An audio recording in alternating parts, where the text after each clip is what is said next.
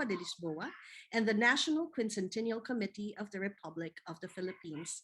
It is now 4 p.m. local time. Good afternoon from Manila. We are live streaming on the conference YouTube channel and the National Quincentennial Committee Facebook page. Good afternoon to all those in the Zoom room and on social media. I am Nikki Carci Cruz, and together with Dr. Noel Rodriguez, we will be co-moderating this afternoon's panel. Noel is joining us from KL. Before I start, I'd like to show a few postcards from Ateneo de Manila back when it was in the Intramuros campus. You see, Ateneo de Manila is no longer in Manila, but it's already in Katipunan in Loyola Heights in Quezon City. If this was not an international conference, we would have welcomed all of you to our lovely campus. You see the postcards of this beautiful campus in Intramuros. What happened? Why are we not there anymore? There was a great fire that destroyed this campus, making Ateneo move to Padre Faura. Still a beautiful place, but that was after that great fire of 1932. It was war that came next. And when Manila was flattened, and you can see some of the photos of the devastation, a few years later, Ateneo moved to what was then the boondocks.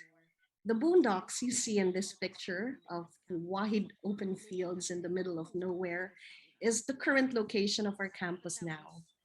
If you were here, our international guests and participants, you would have seen the lovely campus we have now. Forests have grown. It's no longer a barren place full of fields. We would have asked the people of the Ateneo Institute of Sustainability to take us on walks to enjoy the Ateneo wild. We have forest walks, bird watching walks, a lot of lovely places. The place has morphed and has become very beautiful. And of course, we miss Ateneo, our home. Urban morphology is part of the topic of talking about the city. That is our panel for today. And we are packed, this afternoon with speech upon speech of city upon city. There are four speakers joining us today, and it will be Dr. Noel Rodriguez who will be introducing each of the speakers and each of the presentations. We will have that for a little over an hour, and after that, we will have a Q&A and a discussion, and we will end with announcements and a wrap up. So we invite everybody in the Zoom room or on social media at any point while listening to the presentations. If you have comments, you have a question, please feel free to type them in the chat box or comment section, and we will get to them. Noel and I are the community managers as well, and we'll try to relay whatever you have to our speakers later. So I welcome all of you to today's panel. I'm very excited to have a sense of place, which is difficult in an online environment, but I'm sure our speakers will give us that sense of place of the city. Noel, I now give the floor to you to introduce our speakers.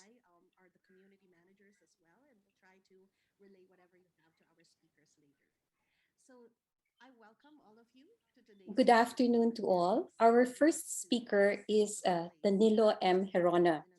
He specializes in the early Spanish colonial history of the Philippines. Dr. Hirona spent many years of graduate and postgraduate research in various archives in the Philippines and in Europe, particularly in Spain, Portugal, and Italy, where he also delivered lectures in prestigious gatherings of scholars. As a prolific scholar, he has published numerous books and monographs on various topics in local and national histories, the most important of these being Ferdinand Magellan, the Armada, the Maluco, and the European discovery of the Philippines, the first comprehensive and fully documented book on the subject written by a Filipino historian, and La Ciudad de Nueva Cáceres, the rise of a 16th century Spanish city, which traced the birth of one of the first four royal cities in the Philippines. Dr. Hirona is director of the Center for Partido Studies and the Magellan Elcano Studies Center at the Partido State University in Camarines Sur, Philippines.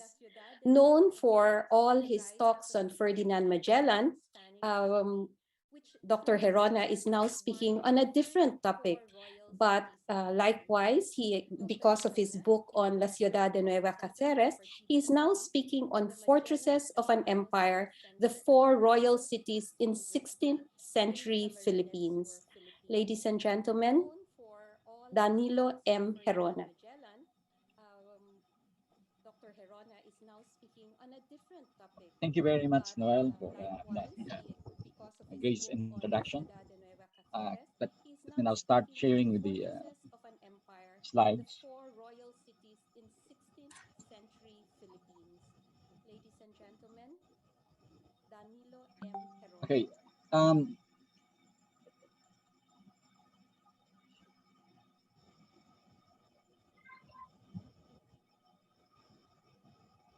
um, we have to start with the first slide, please.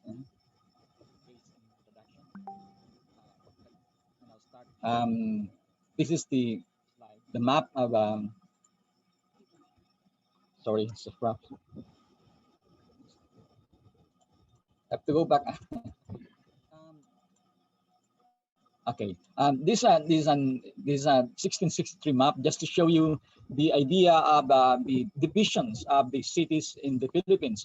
The first four royal cities that have been created by Spain and the Philippines. So just to give a feel of as to the feature, the configuration of the 17th century cartographers and of course of the colonial administrators as to how the cities look like spread throughout the Philippine archipelago. Of course, the present map that we have, just to give you again a modern context of the locations of these different cities. We have Manila, Nueva Segovia, which is in Cagayan, Nueva Cáceres, which is in the Bicol region, and Santissimo Nombre de Jesus, which of course in Cebu. We have to understand that the coming of Spain to the Philippines was actually problematic.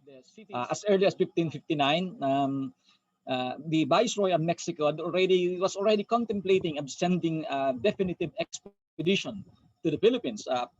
Unlike the previous expeditions we have, the Loaiza, the Saavedra, the Villalobos, which were only in a way exploratory and in a way more of a rescue mission of those who have been left behind, especially of the Magellan expedition and then of the succeeding expeditions. But this time, there was the expedition was decided upon as a permanent to permanently settle in the Philippines. But then in 1559, when 5 years earlier they were already contemplating of the expedition, they consulted a certain man who would become part of the early colonial history of the Philippines, Fray Andres de Ordaneta. Ordaneta had been to Southeast Asia, had stayed for about 10 years already in the Moluccas, and was very, very familiar with geography. And when he was asked as to the territorial boundaries, because the decisions or the junta that had been organized in 1524 in Badajoz, which tries to settle the boundaries of the other side of the world, based on the papal bull inter cetera. It seems that it's not very clear where would be the other side of that boundary. But then Ordaneta says you cannot go to the Moluccas because it falls under the Portuguese territory. But what about the Philippines? And the judgment of Ordaneta is you cannot also go to the Philippines because it appears that it falls within that particular cluster of islands, which should fall under the territorial control of Portugal. But then Ordaneta gave a certain suggestion. You can only enter the Philippines so in a sort of a mercy mission. That means to say that you are going to tell if ever you encounter Portuguese that you are coming to the Philippines because you are going to retrieve some of the crew were left behind by the Villalobos expedition, and that in a way was the reason why they eventually settled in the Philippines. But then, of course, Ordaneta did not know of this that they were actually going to the Philippines until they were already in the high seas, and the royal decree says that they were directed to the Philippines, but then they can no longer do anything. So they have to make the most of it. Now, Legazpi, when they already settled in 1565, wrote a letter to the king and says there, that gave us a clue as to what was the purpose for settling on Cebu. Of course, there could be choices. They could have settled in Samar, but why in Cebu? And this is apparently one of the reasons. I wish to be certain of your will, your majesty, I will have to pursue to Moluccas and those places pertaining to it, because for this purpose, Cebu is the most convenient place to settle.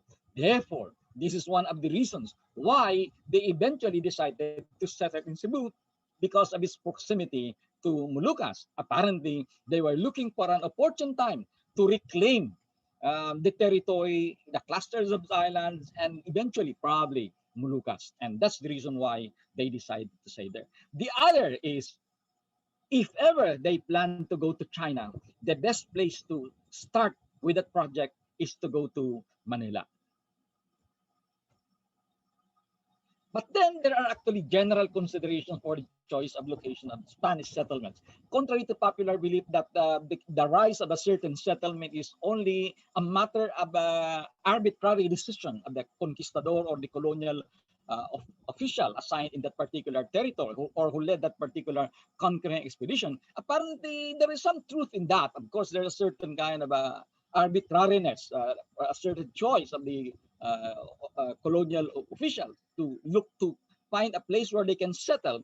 But then much of the reasons for deciding on where they would settle was actually based on the dictates of the recopilación de leyes de los reinos de las Indias. Of course, you have to understand that Spain is a very, very bureaucratic and a very, very centralist government. So everything must come from Spain in a way, or decided upon by Spain. They can make suggestions, but then in the long run, the decision would come from the Consejo de las Indias, or from the king himself. So there are certain considerations that we have to look into.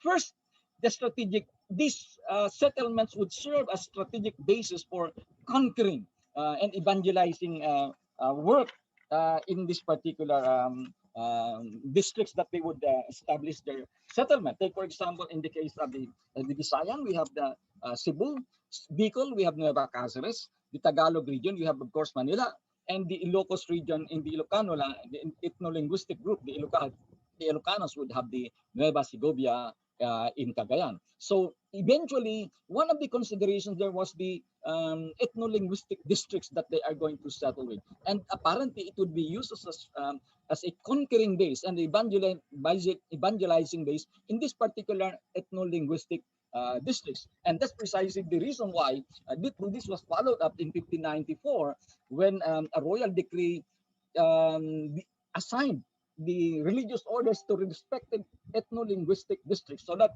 they would be specializing in their particular language. And that's apparently one of the major considerations in choosing a certain settlement, which eventually became the city.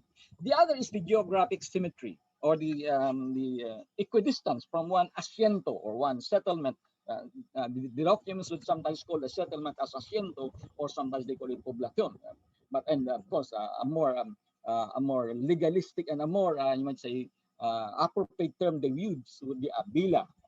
But then when they consider the distance of a certain territory, you have to understand that even the recopilación would suggest that a certain, for example, a diocese would occupy 60 kilometers in terms of its perimeter, meaning to say a particular diocese would have that particular measurement.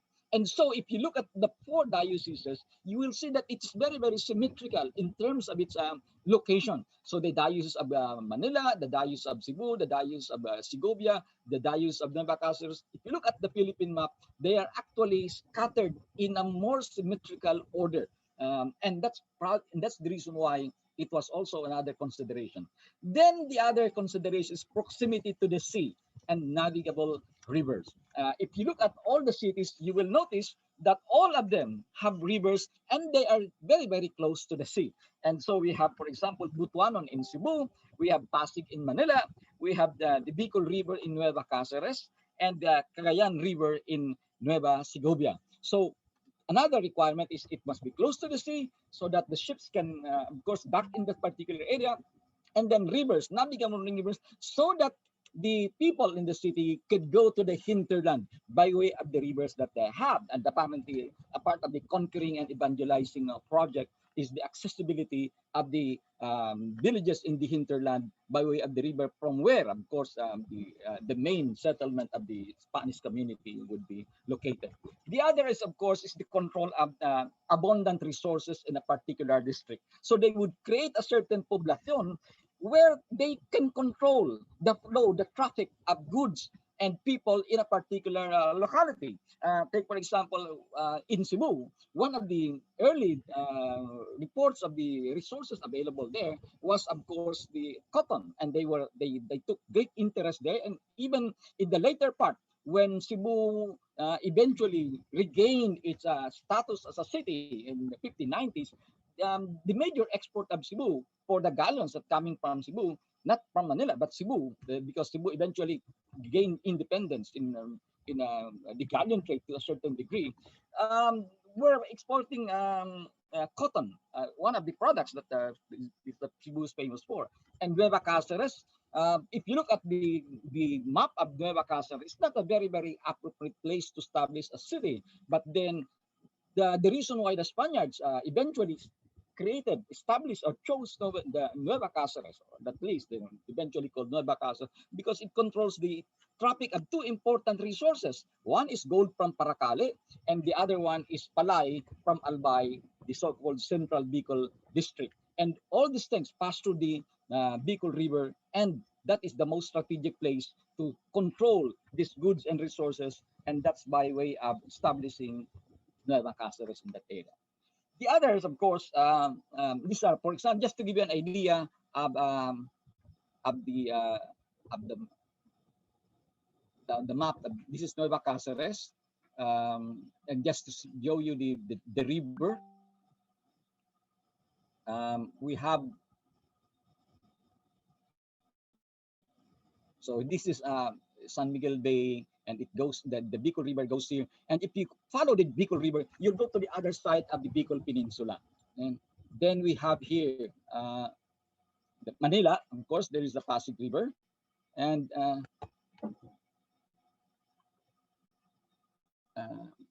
we have here Cagayan. And that is the Cagayan River, as we notice here.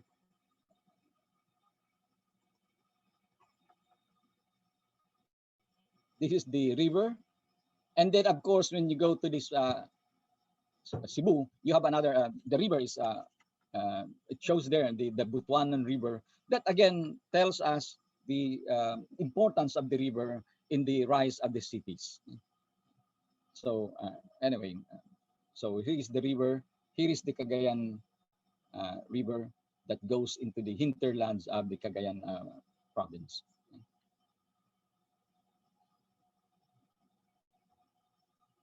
Now, there are then specific considerations aside from the prescribed requirements of the recopilation of the Los Reinos de las Indias, the imperial constitution of Spain that governs all the colonial possessions. But then there are, as I said, certain local decisions made on the basis of the realities they find in a certain locality. For example, why was it Cebu that Cebu was chosen by Legazpi, not other places? One, of course, is because of the previous knowledge of the locality, that there was enormous resources in the locality, and because they intended to rescue some of the survivors, even probably of the Magellan expedition. This is already 44 years. But then there was a certain realization that some of the crew of Magellan survived. There were actually 8 of them who survived the massacre in Cebu. And of course, the succeeding expeditions also have left behind certain members of the crew, and therefore the Legazpi expedition was intending to rescue them and apparently integrate them in the settlements that they would establish. Then there is another reason, is in Cebu, the lingering rancor of the Spaniards to the Cebuanos for killing Magellan. In fact, there was a mention there about Buengera, that the Spaniards wanted to hit hard the Cebuanos to punish them for what they did. And then the strategic proximity to the Spice Islands, I already said. In Manila, the reason is because it's a major trading outpost and with demographically compact Muslim settlements. And one of the reasons because they wanted, of course, to control the Muslims, either to establish friendship with them or really to eliminate them from Manila, or if to establish friendship with them, that will bring them a certain kind of connections with Borneo and establish trading outposts in Borneo. It's also important for the Spaniards to transfer to Manila because of its proximity to China and Japan. In fact, the Augustinian missionaries were very, very eager to leave after leaving Cebu, and they transferred to Panay.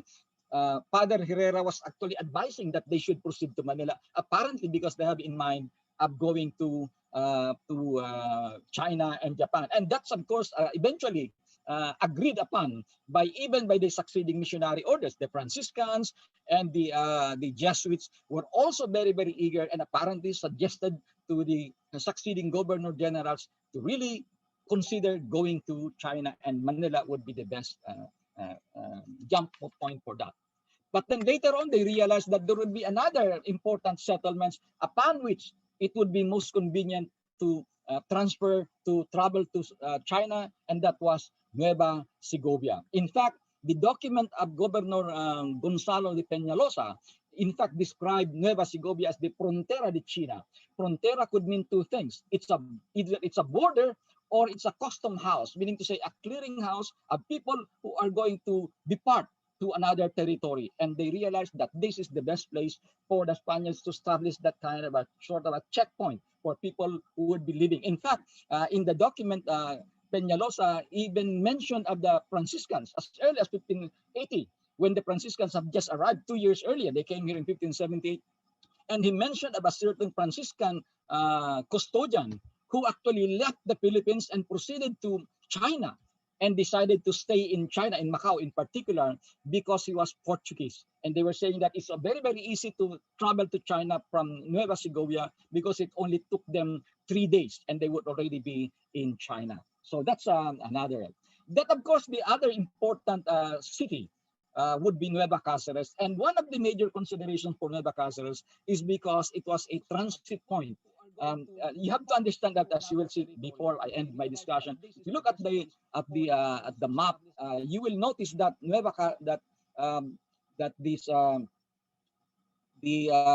is the Bicol region, and the galleons would pass through this area, and it would go there, and it eventually go to Manila.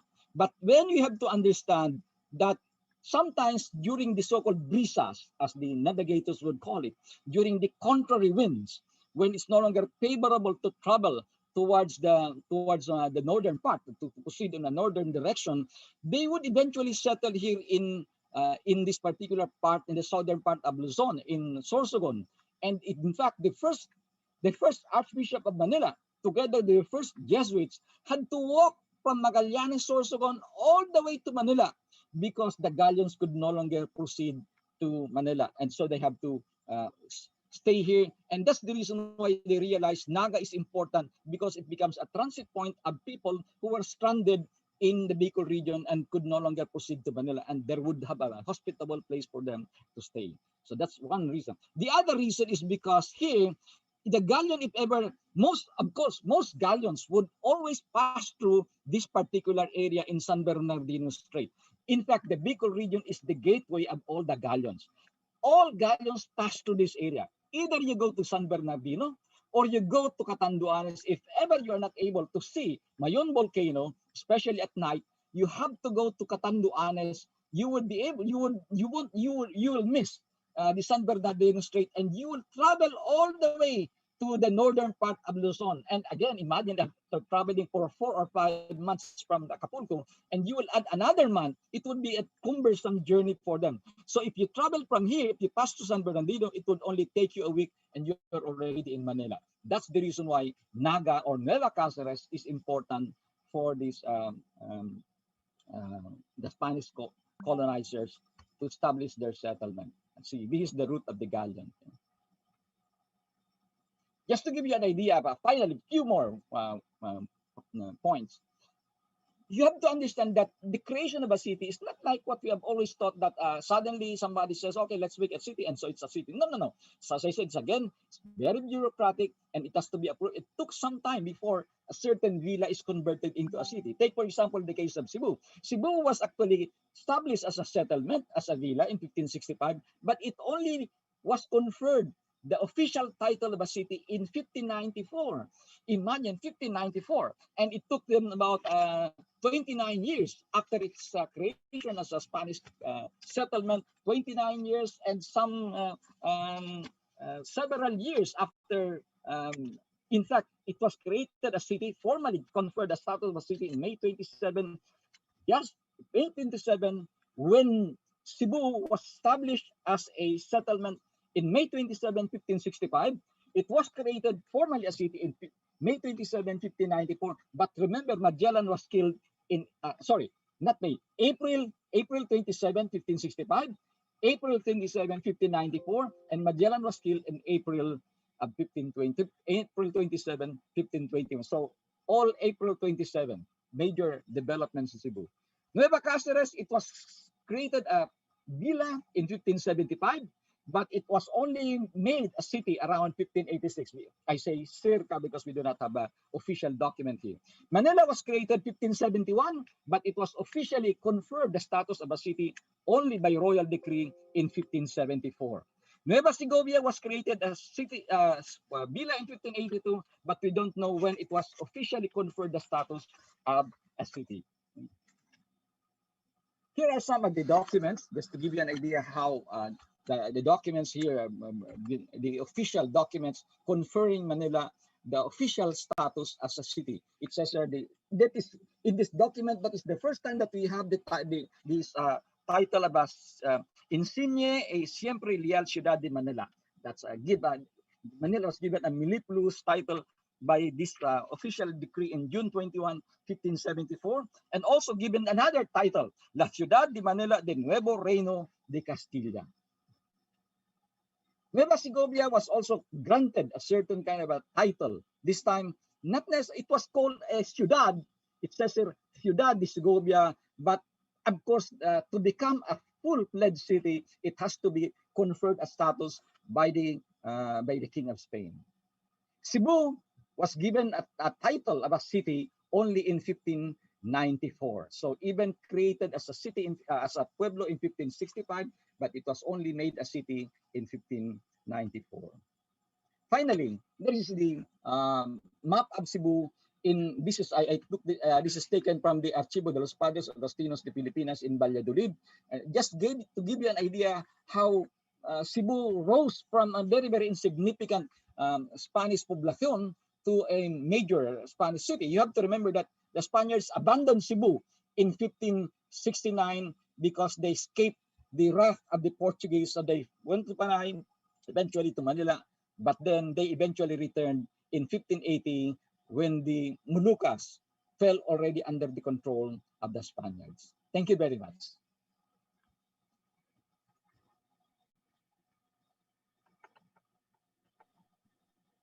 Thank you very much, Dr. Hirona, for that talk. From the early 16th, 17th century, we go now to our next speaker, who is speaking also on Manila, but the city as an anti-colonial monument. Dr. Christy Patricia Flannery obtained her doctorate in history at the University of Texas at Austin. She's currently a research fellow at the Institute for Humanities and Social Sciences at the Australian Catholic University in Melbourne. Christy researches and writes about the history and legacies of the global Spanish Empire. Her new book, Exploring the History of Piracy and Colonialism in the Early Modern Philippines, is now under contract with UPenn Press. And we look forward to having this book with us. And right now we have Dr. Christy Patricia Flannery. Thank you. I'll share my screen.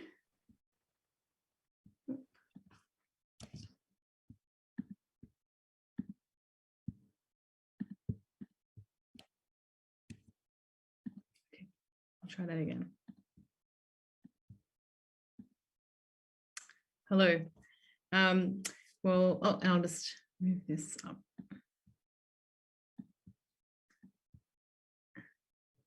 Is it the right view to see me in the slides as well? Yes, you're okay. Okay. Well, thank you, Ma'am Rodriguez, for your very kind introduction. I want to also thank Professor Nikki Carci Cruz and Professor Navarro for organizing this wonderful event. I'll start today by recognizing that I'm on Wiradjuri land today, and I pay respect to their elders past, present, and emerging. Today, my talk considers how we remember the history of Spanish Empire in the Philippines in public histories and in public space. I make the case that Manila presents a model for decolonized public histories of Spanish colonialism that other cities that were once part of the Spanish Empire could learn from. So we'll start by looking at Oñate's foot. In 1599, the Mexican-born Spanish conquistador Juan de Oñate led an expedition to conquer lands and people in the great land north. Conflict broke out between indigenous Acoma and Oñate's men when the conquistadors arrived in their territory, in what is now the southwest of the USA. Oñate ordered a revenge. Some Acoma killed a couple of Oñate's men, and Oñate ordered a revenge attack. But what transpired was a massacre. Oñate's soldiers killed approximately 800 Acoma, including women and children, and they captured and enslaved the survivors. Oñate ordered that his men amputate the right foot of 24 men that he enslaved or kept captive. This was a cruel and unusual punishment at the time. Oñate went on to establish a permanent Spanish colony and became the first governor of New Mexico. So how do we commemorate or celebrate this violent history of conquest? In the 20th and 21st centuries, Oñate was celebrated as a brave hero. Chicanos, or US Americans of Mexican descent, became prominent supporters of new Oñate memorials and monuments. Many recognized Oñate as a founding father of the United States, highlighting how the long and legitimate presence of Hispanic people in that country. But the Acoma and other Native Americans opposed these public monuments. For them, it was deeply offensive to celebrate a man who murdered and mutilated their ancestors. In 1997, vandalism of a bronze Oñate monument in New Mexico made front page news in newspapers across the United States and internationally. Anonymous activists severed a bronze statue's left foot to demand a public reckoning with Oñate's obscene act of violence all those years ago. This thoughtful act of vandalism transformed a statue that celebrated Oñate's bravery and the success of the colonial enterprise that he championed into a monument to colonial brutality. It sparked a passionate debate about what stories Americans should tell about their nation's past. Back in 1997, the Oñate supporters won. The foot was replaced and new Oñate memorials were erected. The city of El Paso on the US-Mexican border raised a huge statue of Oñate on horseback in 2011 that set a new world record for the world's biggest equestrian statue. And you can see that on the top right-hand corner of your screen. Meanwhile, activists continued protesting, throwing red paint evocative of blood on the feet of Oñate monuments, refusing to silence that ugly history. Everything seemed to change in 2020. Against the backdrop of the Black Lives Matter movement, activists and intellectuals started to draw connections between contemporary acts of violence against Black and Indigenous peoples and celebrations of historical figures who did violence or championed violence against these communities in the past. So across the United States of America, activists, as well as local government officials, tore down monuments to Spanish conquistadors. They toppled statues of Oñate, Columbus, and the missionary Juniper, who is a missionary in Californias. In the wake of these monumental removals, we're left with questions. What do we do with these statues now? Do we melt them down? Do we put them in a museum where we use explanatory panels to properly contextualize them? And what statues, if any, should take their place? My view is that we have a lot to learn from how Filipinos have decolonized public histories of empire. When I speak of decolonized histories, I mean histories told from the perspective of the colonized rather than the colonizer, histories that directly confront the violence of colonialism, and histories that celebrate resistance against colonial rule. Anti-colonial histories of the Spanish Empire are embedded in urban space. We'll look at two examples, Rizal Park and the Rizal Shrine. In the late 19th century, Rizal Park, or Luneta, doubled as a pleasure ground for Spanish and mestizo elites of Manila. It was also an execution grounds for criminals and political dissidents. In the 20th century, Filipinos transformed Luneta into an anti-colonial space. The Rizal Monument was erected in the park near to the site of his death in 1913. The occupying US government were very influential in the creation of this monument. The Lapu-Lapu Monument was unveiled in the park in 2004. We also find the bronze busts of men from various parts of the Philippine Islands who led anti-colonial resistance against the Spaniards, including the Pangasinano Diego Silang, who led a massive 18th century revolt against the Spanish. I read these heroes as symbolically connecting Lapu-Lapu to Rizal across time and place. Rizal Park offers an interpretation of Philippines history as a history of anti-colonial resistance. Fort Santiago in Intramuros is familiar to everyone living in Manila and probably to many Filipinos beyond the city. Spaniards built Fort Santiago over the ruins of Soleiman's kingdom of Manila. There was a Spanish stone fort on this site by 1600. The fort was a bastion of Spanish colonial power in the Philippines. It was a stronghold for soldiers, guarded by Spaniards who were mostly Mexicans and Pampangan soldiers in the 17th and 18th centuries. It was designed to defend Manila against attacks from enemies coming from the sea. As you can see, it's at the intersection of Manila Bay and the mouth of the Pasig River. And the fort was also designed to defend the Spanish against internal enemies, particularly against the Chinese of the Parian. The fort was also a symbol of colonial control. It symbolically conveyed immense Spanish power. After World War II, the symbol of colonial rule was transformed into an anti-colonial monument. Today, it is the National Rizal Shrine. I won't speak too much about the shrine given our limited time today and also your familiarity with it, but I will emphasize that it is a monument to colonial brutality. The shrine highlights the colonial state's violent suppression of critical voices, murdering Jose Rizal. Of course, Manila's public anti-colonial histories are not without their problems. Let me list what I see as four major issues or concerns in Manila's public history of the Spanish Empire. Firstly, women are largely absent from Rizal Park and Fort Santiago, giving the false impression that anti-colonial resistance was men's business. Secondly, these monuments depict a too simplistic binary between European colonized and Filipino colonized subjects. This fails to capture Filipino collaboration with successive colonial governments.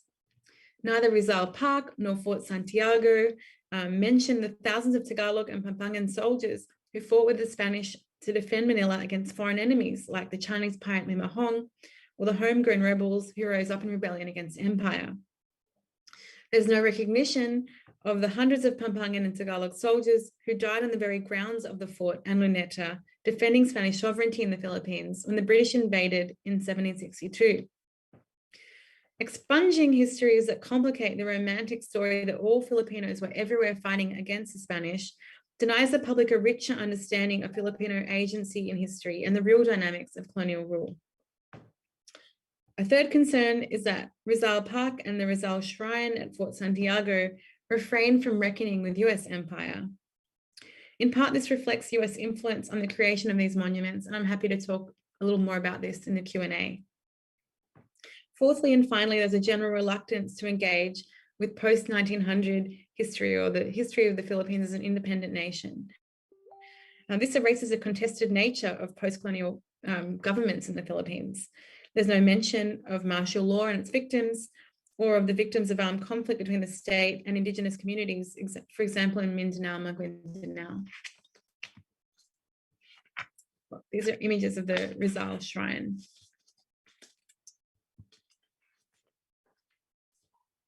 Last year, Manila's mayor unveiled the guerrilla collective's new mural in the busy Langusnilan underpass titled Masigasig na Manila. This public history project, I believe, addresses some of the problems that I've identified with Manila's public history.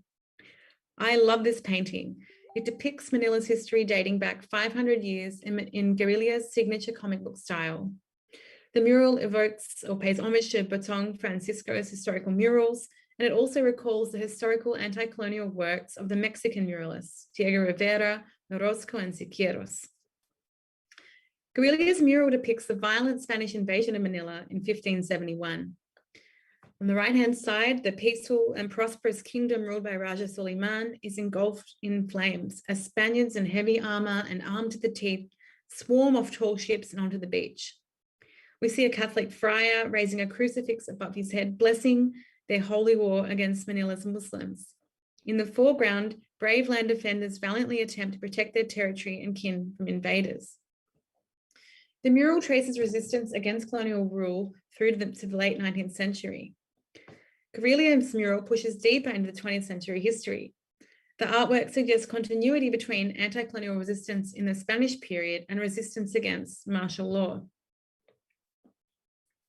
At the midpoint in the mural, the Katipunan fighters morph into a crowd of protesters marching in the streets against martial law in 1970s Manila. The armed soldiers that ride in armored military vehicles in the background represent the repression that these citizens risk their lives to oppose. The mural nods to the history of US empire in the Philippines. We can see a US flag and the stars and stripes discernible in the background. And one of the protesters marching in the front of the image holds a sign emblazoned with the slogan, Imperialismo y Baksak. These words and symbols nod to the Marcos's close ties with the US federal government. And notably, women are prominent in this mural, and particularly in this scene. A woman carrying books draws attention to students' prominent role in the campaign for the restoration of democracy. A soldier holds the body of a dead woman who viewers might identify as Lorena Barros, a militant anti-dictatorship feminist who was killed in a military ambush in 1976. Masigasig na Manila succeeds in presenting a more inclusive narrative about the city and the nation's past that celebrates anti-colonial resistance without shying away from disunity within the nation. Thinking critically about public history involves interrogating who holds the authority to speak about the past and who decides what aspects of history are worth remembering, conserving, celebrating, and whose interests are served by certain public history narratives. I believe that Manila offers set up your video. Yeah, thank you, Noel. I have to prepare a short video. I mean, I'm not so sure about the connection. So if ever I get cut, so Okay. this is the reason for that. Okay, I'm going to share it now. Thank you. Gary.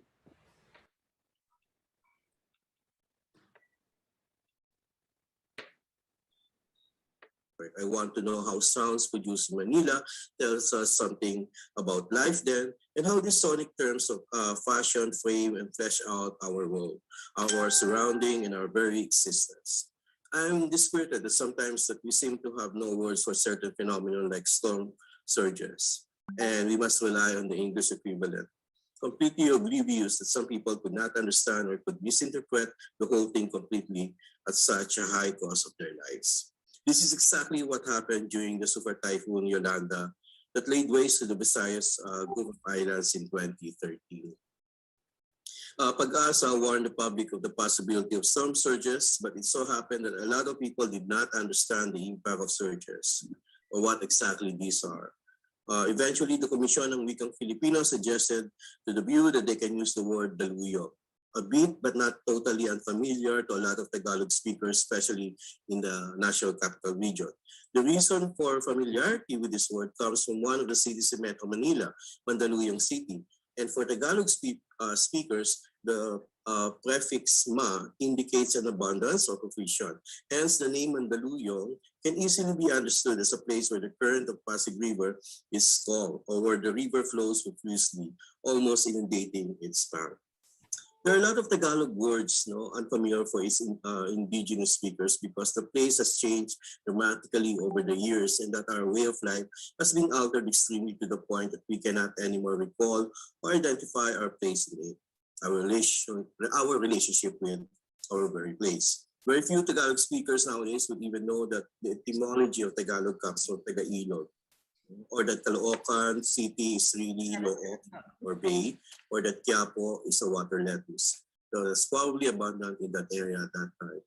One way we can eavesdrop or hear Manila during the late 19th century is to take a dip in the wellspring of words in early Tagalog dictionaries, compiled by friars to be used for their mission of evangelization during the Spanish colonization of the Philippines.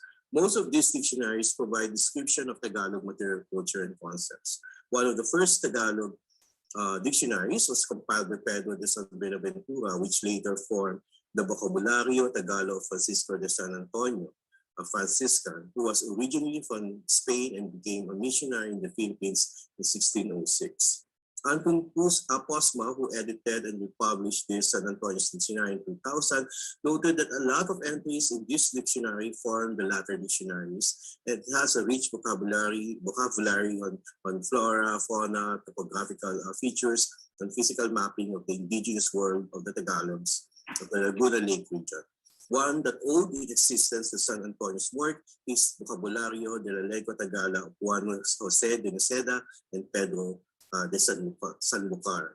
First published in 1754 in Manila, with a reprint in 1832 in Spain, then amended in 1860, and then translated into Filipino by Virgilio Almario, Elvin Ebreo, and Ana Maria Iglesias in 2030.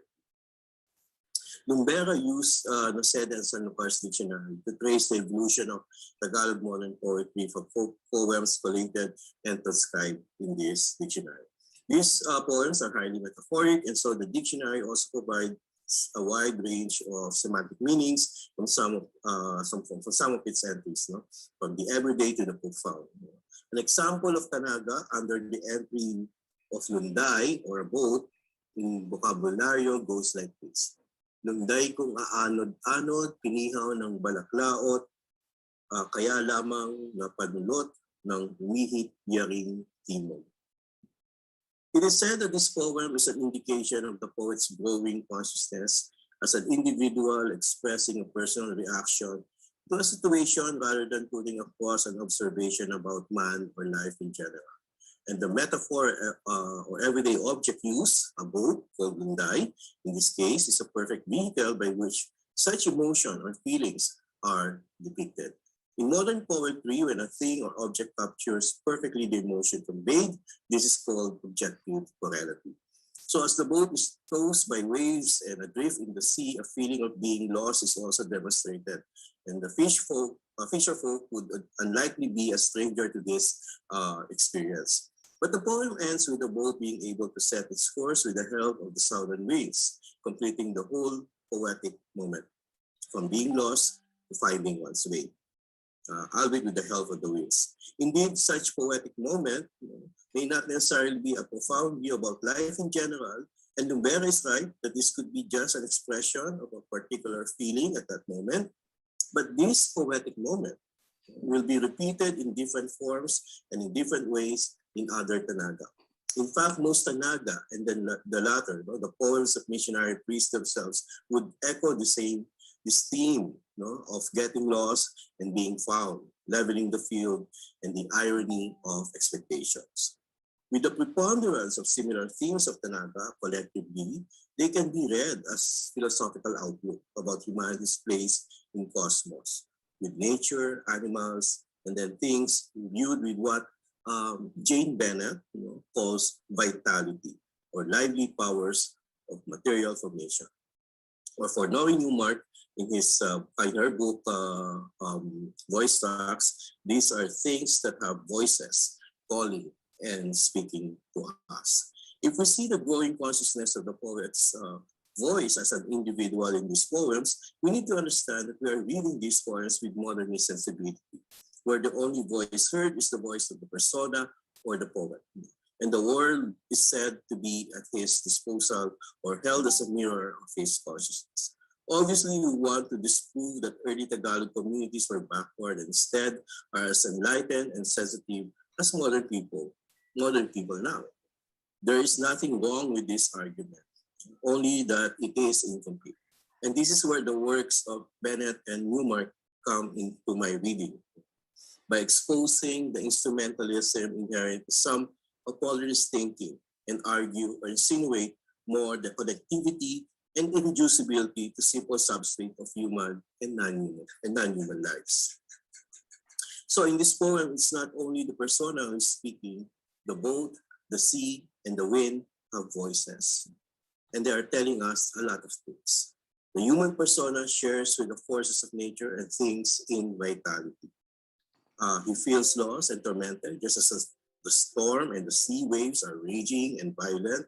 And these forces are not just representations or concretizations of the persona's affects. In fact, it could also be the other way around. The persona's emotions are the raging storms and violent sea waves, or the persona itself could be the tempest, the raging storm, the tidal waves. He or she could be the lunday, or the boat that sets out in a journey. Nori discussing Don Eder says that persona is really persona. It is about voice, the essential ability to voice out, call us out. Reading this poem now with an aim to decenter the human voice and situate it along with other voices, we can theorize how all these materials interact with, affect, constitute one another. It is also possible that by offering an alternative reading to Lumbera's Tagalog poetry, one that avoids humanity's overblown claims to uniqueness and hubris, one becomes more open also to an ethics of ecological sensibility. Bennett says we should emphasize the agentic contribution of non-human forces to counter the narcissistic reflex of human language and thought. We need to cultivate a bit of anthropomorphism. And in this poem, the lunday or the boat is speaking more than just representing human consciousness. It speaks of its feeling being at loss, which is not totally unwarrantable, considering that right now, there are very few Tagalogs who know what a lunday is. We are more familiar with the word bangka, which is also the general term for Tagalog and Bisaya for all forms of small boat. Henry Fontencia wrote that although there was still boat-making industry in Western Visayas until 1980s, a lot of these have disappeared. Boats like Paraw, Balanra, Subiran, and Tango would fade into memory. And Scott said in Tagalog region, only Bangka would be remembered. And the rest that was mentioned in vocabulario like Balasian, Bawuto, Bilog, or Kupit would all disappear. The many ways Tagalog or Bisaya differentiate their boats attest to its practical value, history, and worldview. The boat is life for a lot of indigenous people. It is their livelihood, either in terms of transporting them or ferrying their goods for trade. Scott and Fontecha talk about the history of warfare of Tagalog and Visayas using these boats. It makes sense that some of the ancient graves in Batanes were shaped like these boats, and the famous Manunggul jar excavated from a Neolithic burial site in in the Manunggul Cave, the Tawad Caves at Lipuon Point in Palawan, dating from 890 to 710 BC, as two prominent figures seated in a boat at the top handle of its lead. The boat, obviously, aside from its practical everyday use, is symbolic of their afterlife, and that death for them is another life to be journeyed using the jar of stones as their boats. Other than the boat, the wind and the sea are also non-human forces that have voices here in this Tanaga. The Tagalogs identify Balaklaot as northern winds and Timog as southern winds. In vocabulary, apparently, we have a lot of entries on violent or strong winds, in contrast to gentle breeze. The indigenous would differentiate wind strength as agaas, agayay, hagayhay, and humpay for the sound of the gentle breeze, while agoy, agoyoy, balagiit, balaklaot, and yunto for violent winds. The movement of wind is important for them, and the names of these winds, like amihan or trade winds, which are experienced in the Philippines as a cool northeast wind, beginning in November or December and then ending in May or June. Habagat or west-southwest wind is characterized by hot and humid weather, frequent heavy rainfall, and a prevailing wind from the western parts. Habagat is around the months of May to October, and since the southwest monsoon comes from the equator, it has warm and moist due to water evaporated by the Pacific Ocean. Maximum rain showers then usually occur during the month of August. Storms or typhoons are generally called bagyo, and heavy rains or sound of water falling is called the galuak, the gasa, the gingding, the gundong, agalhal, and lanrak. Most of these words will fall out of use, and only words that would remain are amihan, because we associate this with Christmas and habagat for the rainy season. We're still familiar with ulan for rain and ambon for drizzle. Ilaga and Timog will become cardinal points, north and south, respectively, with Silangan for east, literally the place of birth, and Kanluran or Kalunudan, the place of drowning. Naming the east and west as places of birth and of drowning is a glimpse of how the indigenous imagine the sun to be rising in the east and falling and drowning in the west. These words, though have fallen out of use, are like voices summed into existence. They speak from the world quite different from today. Talk about their relationships, how they as people are affected by winds and voices, how their feelings are attuned. And since these phenomena are experienced repeatedly every year or every month, the words also become ways of sensing the passing of time and movement. Nori says that voices, in this case the voices of the wind, speak of a life that is already there, become eventually a memory or haunted disjuncture for us today, hearing these words as though breathing them through and in them. Aside from forgotten words, it is important to note also that these non-human forces speak also of intricate relationships. The Lunday is prevented by Balaklaon from coming home, but was helped by Timog in the end. There are many anthropomorphized objects and forces in other Canada. In the entry under Tulos or Pole and Lomot or Moss, we have the following Canada. Katitibay ka Tulos, sakaling dat ng agos, ako ay mumunting lumot, sayo ay lupulupo. It is easy to reduce this Tanaga into one more lesson about the unevenness in sociality. The Moss and the Paul are talking to each other and discussing what they would do should a strong current come and sweep them away. It is also easy to understand that poems like these are representations of human expressions and objects as metaphors that convey human emotions and ideas. But thinking in this way, as I said earlier, is very much reflected by our present alienating condition, in which we treat others, including animals and things, as means and nature as instrumental to our becoming. Such attitude may not necessarily be the way the indigenous regard nature and the use of objects and nature in their poetry. It's not just for their entertainment and lessons. In fact, it is an attitude of wonder and what Jane Bennett would call a sense of enchantment in this world. As a condition of exhilaration, where one notices new colors, discern details previously ignored, hear extraordinary sounds, as familiar landscapes of sense and sharpen and intensify. So for the indigenous, it is possible to hear rivers and seas roar with animals, or that moss and bamboo poles are in an intertwined relationships, which gives shape and form to their own relationships and emotions in winter. Instead of just denying the vitality of things and nature as mere human projections, the indigenous affirm the intricate interweaving of all these relationships as the destructive wave can toss them away. Interestingly, there are arcane Tagalog words referring to the sounds created by currents or sea waves. There is alimbukay, the sound of waves heard as one row above. The lahik for gentle waves. Ugak, the sound of big waves in the sea.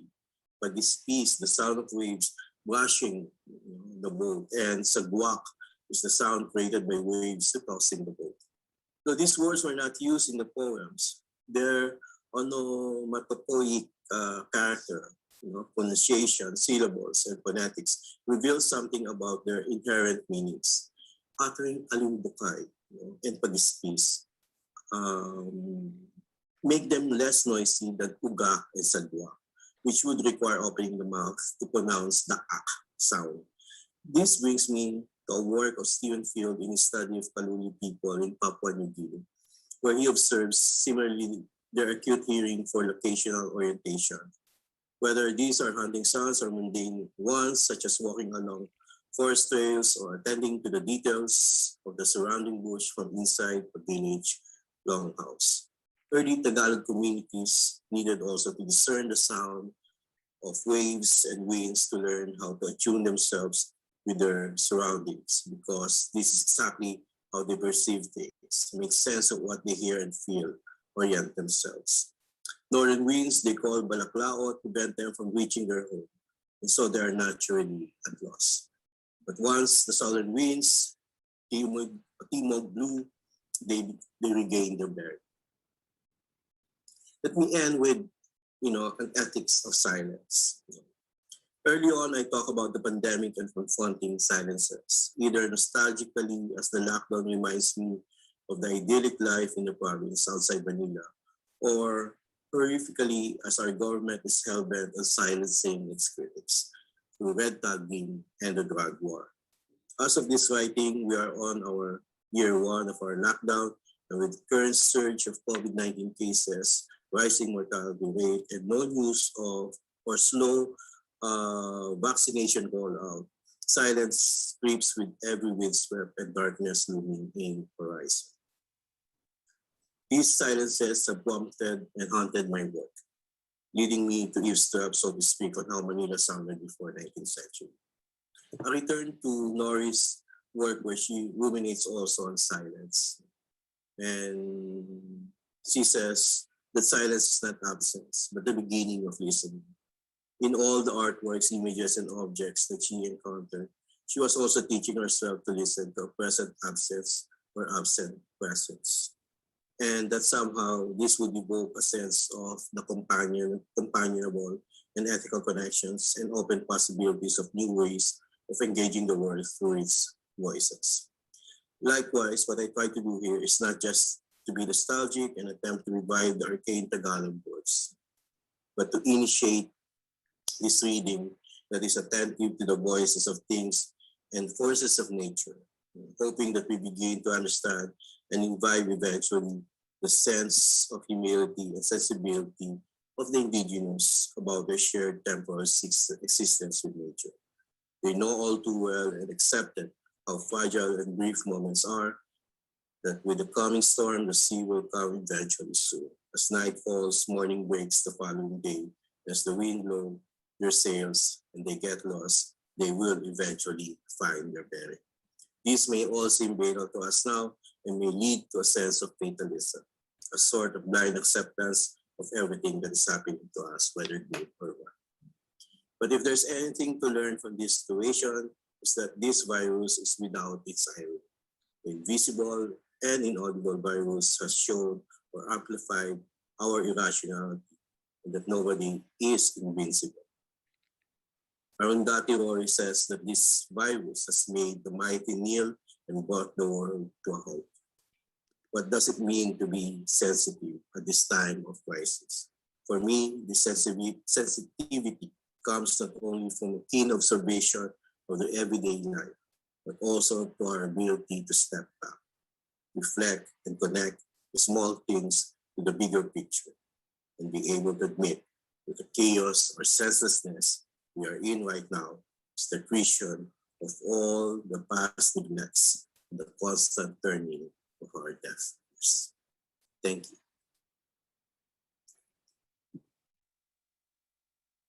Wow. Thank you so much, Dr. Gary De Villes, for that talk. I'm sure everyone has questions and answers for Dr. De Villes. But now let us go to the next speaker, Dr. Ross Costello. I shall just go to the slide for Dr. Costello.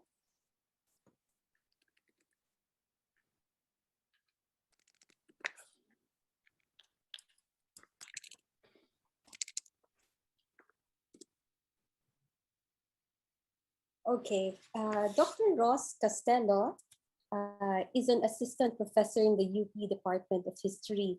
She's also affiliated with the Instituto de Historia Centro de Ciencias Humanas y Sociales, Consejo Superior de Investigaciones Científicas.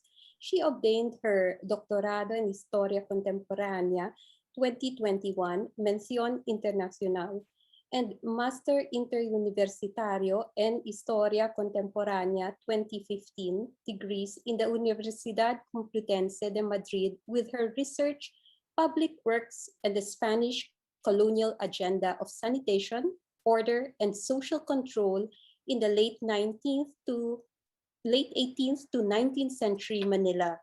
She finished BA History and MA History in the UP Department of History. Her research interests include Spanish colonial public works and engineering in the Philippines, colonial public works in the Spanish, British, and French empires, the history of urbanization, corruption, and public works, and the local history of Leyte. Ladies and gentlemen, Ross A. Costello, Manila and built environment in the late 18th and 19th century. Thank you, Dr. Feliz Noel Rodriguez, for that very kind introduction. Let me just share my presentation.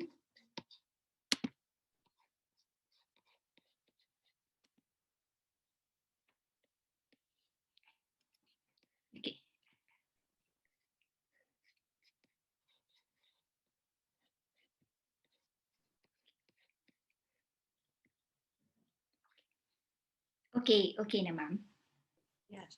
Okay, so before I begin, I would like to thank the organizers of the Contacts and Continuities 500 Years of Asian Iberian Encounters International Conference, most especially to Dr. Feliz Noel Rodriguez for inviting me, and to Drs. Nikki Cruz and Dr. Chas Navarro for giving me this opportunity to share my research. Actually, my presentation today is basically an overview of my dissertation, Public Works and the Spanish Colonial Agenda of Sanitation, Order, and Social Control in the late 18th century to 19th century Manila. In Manila's contemporary history, urban decay, filth, disorder, shortage of modern infrastructures, and uneven development have spoiled the city's story of expansion and growth.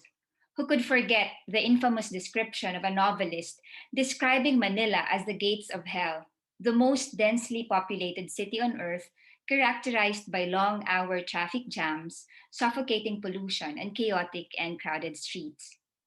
The desire to create a clean and orderly Manila is an aspiration that seems distant and unreachable. For the past decades, the local administrations centered on bringing cleanliness, order, and vigor to the old, disarid, and deteriorating capital. During the dictatorial regime of Ferdinand Marcos in the 1970s and 80s, urban renewal and city development was used to create a facade of material progress and splendor to justify the authoritarian rule and conceal its excesses and abuses. Meanwhile, in the early decades of the 20th century, the urban problems of a growing Manila and the new city configuration and urban planning that was unveiled in the new American colonial capital was used as a backdrop of American exceptionalism. Manila, or Metro Manila as people know it today, is hardly distinguishable from its origins as an old Spanish colonial city. However, its story of intensive urbanization and expansion first occurred during the second half of the Spanish rule in the archipelago, bolstered by the unprecedented social and economic progress and the ballooning of its population. In 1810, it recorded a population of 75,000 and it exploded to around 300,000 by the end of Spanish rule. In the Spanish Empire, Manila ranked third in terms of population, following the metropolitan cities of Madrid and Barcelona. The late 18th and 19th century period of large-scale global and local paradigm shifts played a central role in the conception and configuration of Manila's urban environment. Influenced by the changing mentalities of city organization, the aspirations of enlightened urbanism, as well as of the growing realization of the local realities of the colony, colonial administrators began to reimagine and rethink the capital in the late 18th century. This reimagination was more intensified with the introduction of liberalist ideas and notions of modernity combined with Manila's unprecedented socioeconomic growth, intensive urbanization, population explosion, and its increasing incorporation to the global arena in the 19th century. However, problems of sanitation, order, and social control became major consequences of Manila's growth and expansion. The burgeoning city became a threat to public health and security. Furthermore, the city's deteriorating condition was aggravated by the spread of infectious diseases and waves of cholera epidemic, and the recurring challenges brought by fires, earthquakes, floodings, and typhoons, as of course shown by the researches by Dr. Greg Bankoff, who I believe is with us today in this Zoom meeting. The city problem of Manila was described as chaotic, congested, insalubrious, disorganized, dangerous, and dark streets, dwellings, and public spaces, with its unsafe water and food sources, as the Pasig River, the esteros, slaughterhouses, and markets became hotspots of infection, and sanitary threats posed by the overcrowded, decomposing bodies and stench of noxious airs from cemeteries. As mentioned, to respond to these urban problems, increased public works were carried out in Manila during this time. The engineers, architects, technoscientific experts, doctors, and sanitary and urban reformers were key players in these projects as they carried with them a new brand of specialized knowledge and scientific know how needed to address Manila's urban challenges. The public works projects became dynamic spaces open to transnational and indigenous involvement, engagement, and interaction of various actors and mediators that moved beyond the confines of the Spanish Empire's borders. Um, the, the project was also characterized by the municipalization of the infrastructure projects as the Ayuntamiento de Manila became actively involved in the planning and implementation of urban structures and services. It must be emphasized that the changing composition of the city council, with the increased participation of criollos or Españoles Filipinos, contributed greatly to the impetus of the modernizing projects in the capital. In my dissertation, I examined four public works projects, the street works projects and the uh, public lighting project. Second, I examined um, the waterworks project in Manila, the markets and the slaughterhouses, and last, the cemeteries. So one example of the public works projects in the late 18th to the 19th century was the street works projects. Streets were paved, named, numbered, cleaned of rubbish and filth, cleared of vagrants, stray animals. The streets were also widened, they were aligned, embellished, and illuminated. The image that you see now is the blueprint of San Nicolas layout in the second half of the 19th century. San Nicolas could be an example of a 19th century Manila urban slum, characterized by congested and narrow alleyways and organized unhygienic dwellings. To improve the condition of San Nicolas, colonial officials reconfigured the suburb layout by laying out well-proportioned, widened, and aligned streets. This is this is the reconstruction of the plan that you saw before. You will see now here the blocks in yellow were all those houses by, of course, native houses that were expropriated by the colonial officials for to give way to the modern, to the new, more hygienic and well-ordered streets of Manila. For the urban planners and sanitation reformers, the knocking down of these unhygienic, overcrowded, and disordered settlements meant good governance and a step to colonial modernity. On the other hand, this measure signified the loss of homes and properties to hundreds of lower class urban families. So these were an example, these were all the displaced homes, no, of natives in this barrio in Manila. Also, an example of a streetworks project was the widening and aligning of the Carriedo Street in Quiapo. This is just an example. This one is barrio. It's a barrio-wide streetworks project, but this one is more of this is just specific to to one street, no, Carriedo Street. So you will see here the properties or the homes were already numbered, named, the streets were named. You will see here the names, and the steros were also improved. They were cleaned, no, well, cleared. No, these were the blocks in orange or in salmon. These were the expropriated properties, not to give way to the more modern streets in the 19th century.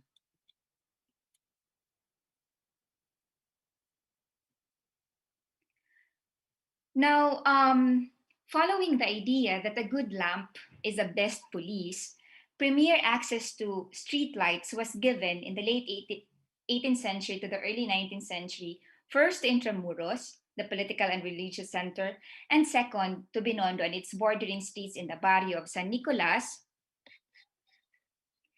and Santa Cruz, and some areas in Tondo, areas of commercial importance where industries, establishments, and dense populations were located.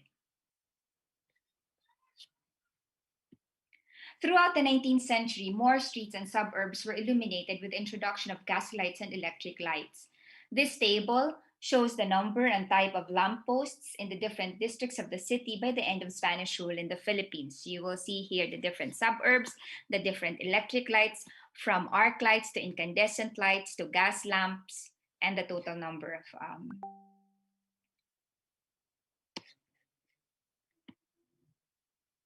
Second, the Manila Waterworks project. Okay, apart from the Streetworks project, we now go to the Manila Waterworks project, was one of the most significant colonial sanitary infrastructure projects in terms of magnitude, budget, and period of completion. Primarily considered a 19th century feat, though it was actually first conceived in the second half of the 18th century, this infrastructure was formally inaugurated in 1882.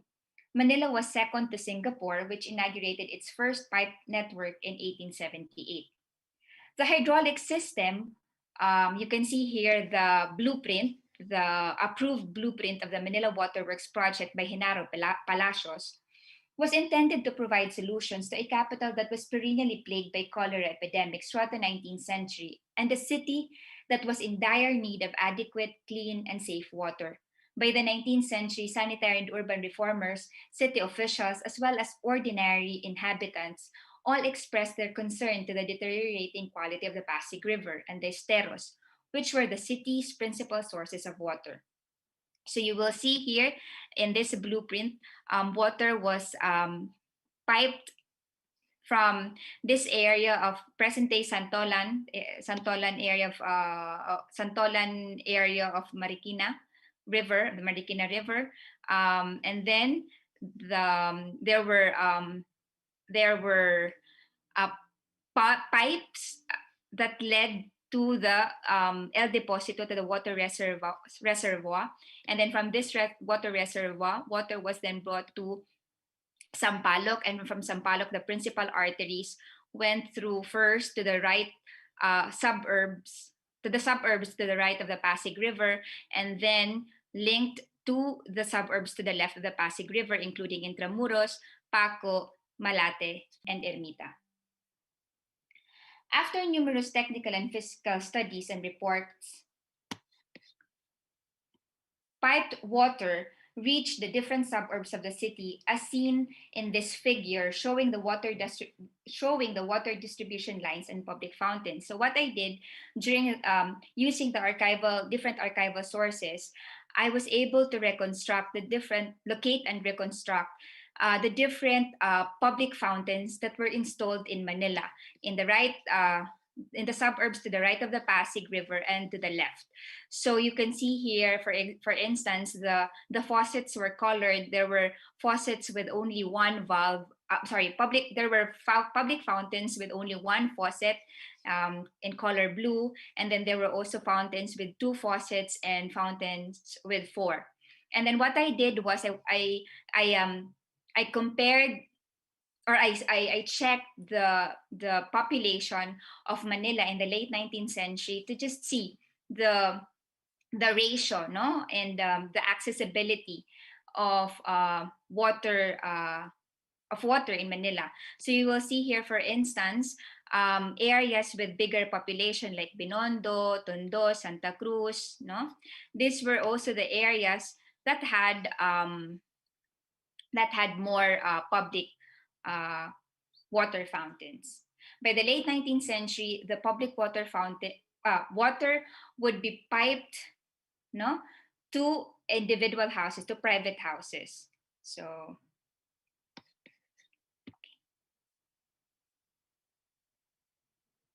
now, meanwhile, the rotting organic matter emitted by the slaughterhouses, markets, and cemeteries were considered as sites of diseases and infection also.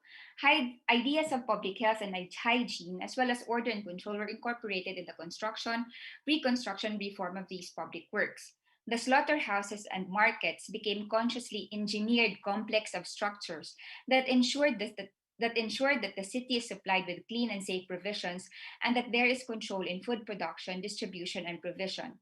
Safe meat meant regulated meat. You will see here the plan. This is a reconstructed plan of the Arroceros slaughterhouse in the 19th century. You will see, as I've mentioned, the markets and slaughterhouses by the 19th century, second half of the 19th century, most especially, became consciously engineered complex of structures, not that attempted to follow different hygienic and sanitary standards. Okay, so you will see here, for instance, the different buildings and the functions, no, of these buildings in the slaughterhouse complex of Arroceros. Now, the struggle of keeping the dead from polluting the city was a global movement in the late 18th to the 19th century. The development of urban death infrastructures in colonial Manila could be best understood in the context of the city's sanitation problems and the outbreak of epidemics and contagious diseases. The gravity of the epidemics was so serious that these provoked cemetery crises in the 19th century. Massive deaths leading to overcrowded burial grounds and putrefying graveyards threatened the public health of the capital. For instance, this is the plan of the Paco Cemetery. The Paco Cemetery was an early 19th century response to the cemetery crisis in the early decades of the 19th century, while this, on the other hand, is the plan for the La Loma Cemetery. And La Loma Cemetery was the city's response to the cemetery crisis brought by the 1860s and the 1880s waves of cholera epidemic. Public works were important building blocks in the project of Manila city making.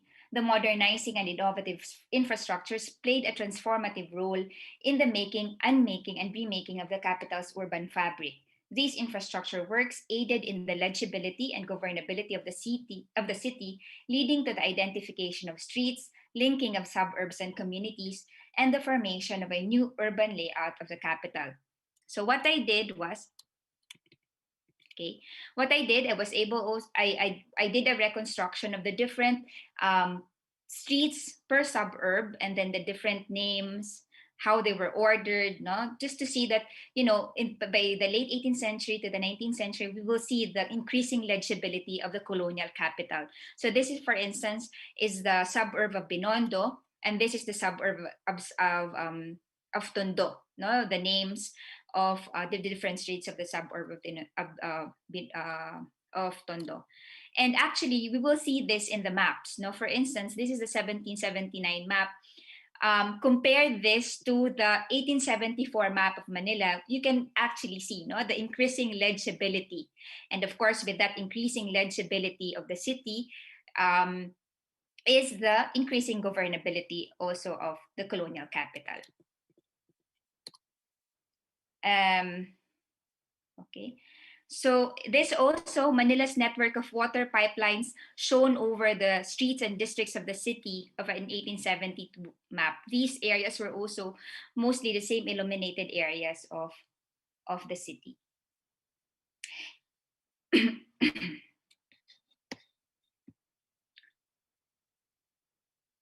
Okay, it is undeniable that despite its failures and limitations, Spanish rule was able to establish the beginnings of a networked city wherein attempts of link and interrelated infrastructures were placed for the better delivery of urban services.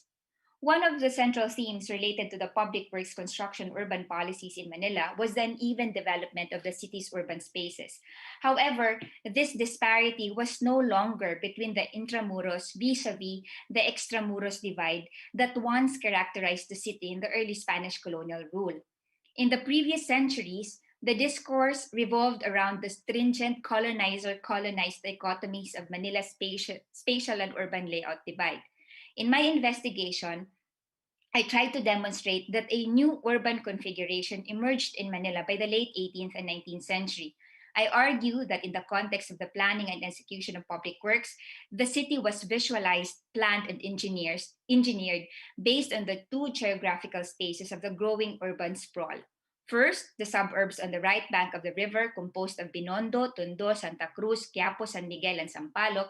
And second, the suburbs on the left bank, which consisted of San Fernando de Dilao or Paco, Ermita, and Malate, and of course, Intramuros. So we'll see here in this map, these are the suburbs again on the right bank and the left bank of the Pasig River. Now, this uneven development, we can see this, for instance, in the illumination or the in the lighting of the streets of the different suburbs.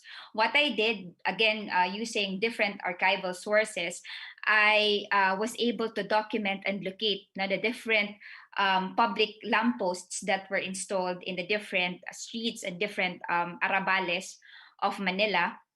And what I did was,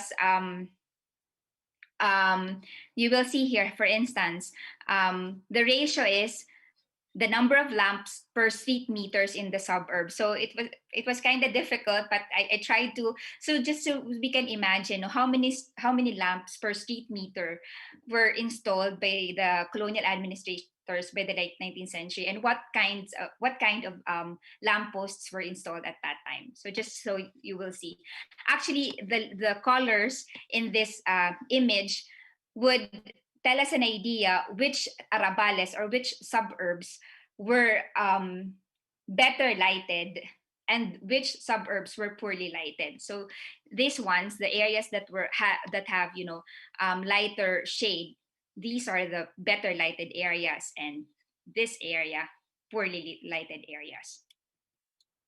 We can also see this uneven development in the in the works plan, or the water distribution and water access in Manila by the late 19th century. What I did was, this is the ratio of one water fountain, for example, in Binondo is to 413 inhabitants in Binondo. Compare this, for instance, in Ermita, one water fountain actually one water fountain to 884 inhabitants. So you can see the unequal access to these urban services by this time. By the late 19th century,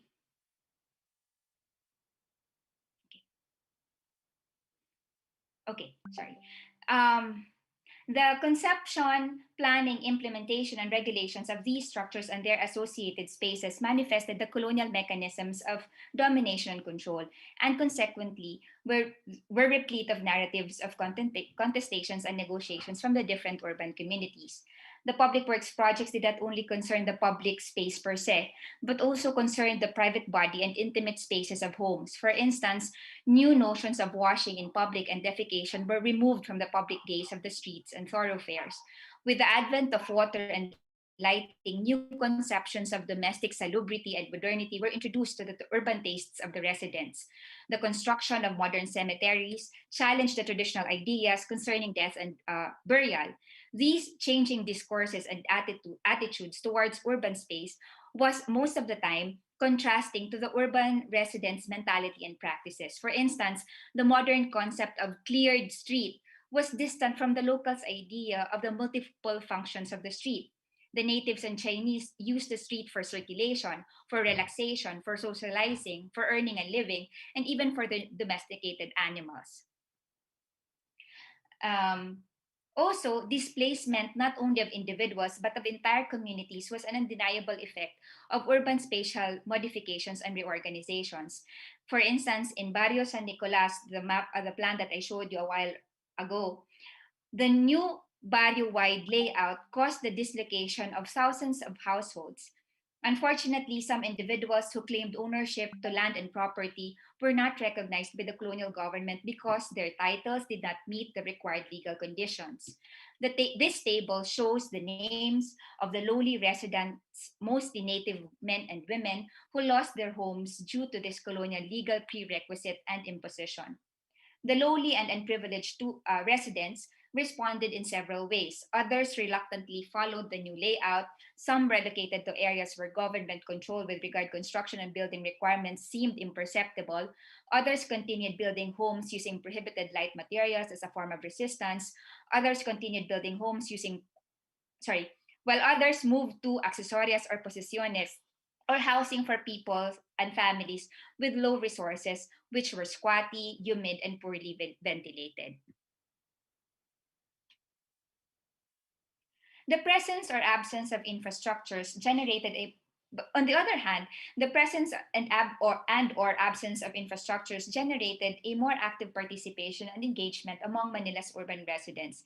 In the case of Manila, we saw more ordinary residents slowly becoming part of the dialogue in the improvement of urban spaces. We will see this, for instance, in newspapers. We see a lot of complaints, no, and requests of ordinary residents.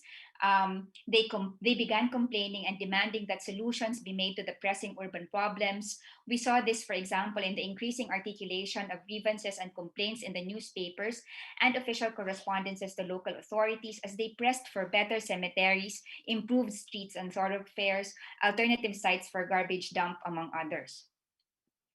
The concretization of many public works was however, no, throughout from the late 18th to the 19th century, the concretization of many public works projects was constantly hampered by the many limitations of the empire and colonial administration due to lack of funds, colonial lethargy, resistance against a project, among others. Now, my study, hopes to contribute to the opening of an array of potential themes and topics that could be explored in the future. First, a further study connecting the last quarter of the 19th century to the early decades of the 20th century is indispensable in the advancement of this field of investigation.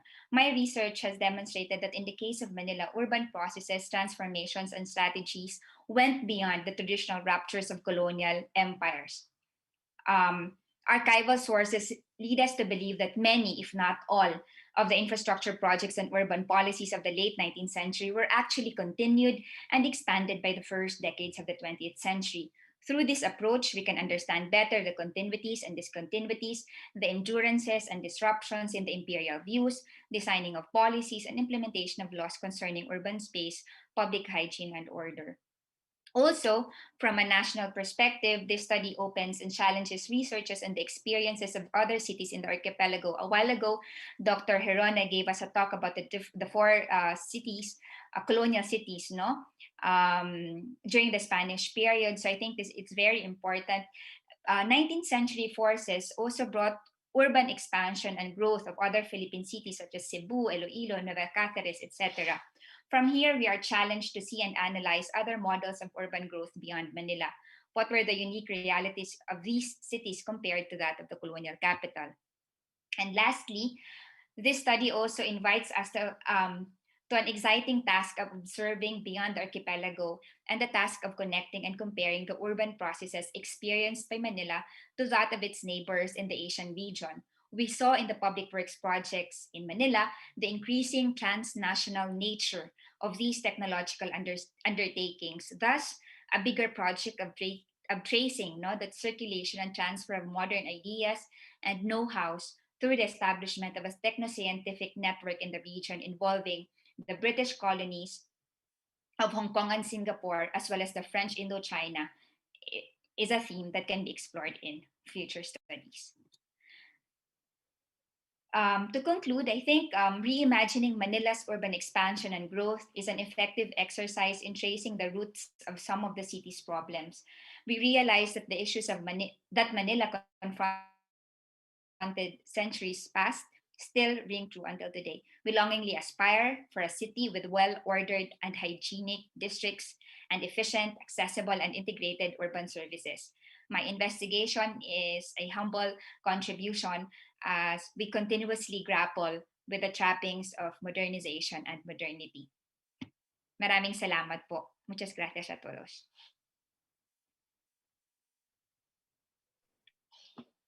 Thank you so much, Dr. Costello.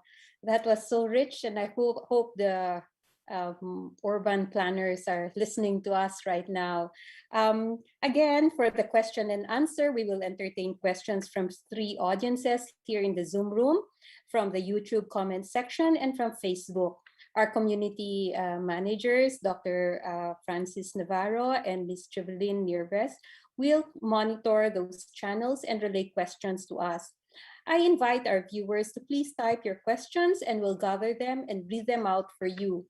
For our Zoom participants, you may raise your hands or type in the chat box. Okay, if there, I can see like I've been receiving, my phone has been clicking. There are so many questions and comments. And so let's start with the Zoom room. If there's anyone who would wish to speak or ask a question or raise hands, please do so. First, let's start with Father Tony De Castro, for he has asked me to read his one question first. This is with regards to our first speaker, Dr. Hirona. The question is, Lalo was the original seat of the Diocese of Nueva Segovia. Would Dr. Danny be able to illuminate us regarding the reasons for the transfer of the episcopal seat to Vigan and from Cagayan to Ilocos? Dr. Hirona? Okay, thank you very much, Dr. Rodriguez. Yeah, thank you very much, Father Tony. To answer that, there are, I think, two reasons for the transfer. One is the local concern of the population of the area because of the frequent flooding of the Cagayan River, which causes a very, very unhealthy environment for them. For example, in 1755, there was a certain kind of a malaria outbreak, and that really was the major concern for the residents of the area. The other is, of course, the frequent erosion, the frequent inundation. This is, of course, a concern of many, many cathedrals in the Philippines in the early period of the Spanish colonization. Such as, for example, in Nueva Cáceres, because in Naga, because of the proximity to the Bicol River, and that's also true in Nueva Segovia. So that's one of the concerns. So they decided, the bishop at the time decided that they would like to transfer to Vigan, which is, of course, on the other side of Luzon. So from here, they proceeded here. The other reason is, of course, more of imperial concern. The imperial concern here is it becomes Nueva Segovia became an obsolete transit point of galleons, because by the later part of the 17th century, there was already, as we know from Gemelli Carreri, they opened already a certain port in Binangonan de Lampon, somewhere in southern Tagalog, which makes it accessible for them to go to Manila without being dependent on the Bindabal or in the Brisas. Unlike before, they have to pass from Ladrones, from Guam, and they proceeded here. And sometimes, as I said, the contrary current and contrary wind would not allow them already to proceed to Manila. So they would have to set up to the Bicol region, to Nueva Cáceres. But this time, because of the sport in Binangonan de Lampon, they do not have to go to Manila anymore. They have to just the ship docked here, and it can proceed back to this particular route. So the port here in Nueva Segovia had become already obsolete. And the other reason is because, as you will see in the map, it's the galleon is already moving from here, from Manila. It's already proceeding on this particular area. Earlier on, all galleons would, if ever they would go to Acapulco, they would pass again to the Bicol region and off to Ladrones and then on a north eastern direction. But this time, they do not have to do that. They can go on a westerly route and then proceed to Macau. And then from Macau, they would go on easterly route and then off to Acapulco. Therefore, because of this, it is more favorable for the Spaniards to set up their base here in Bigan, which is very, very close to where the galleons were passing through. That is the reason why eventually they decided that Bigan is the most appropriate place for the transfer of the Cathedral of Nueva Segovia.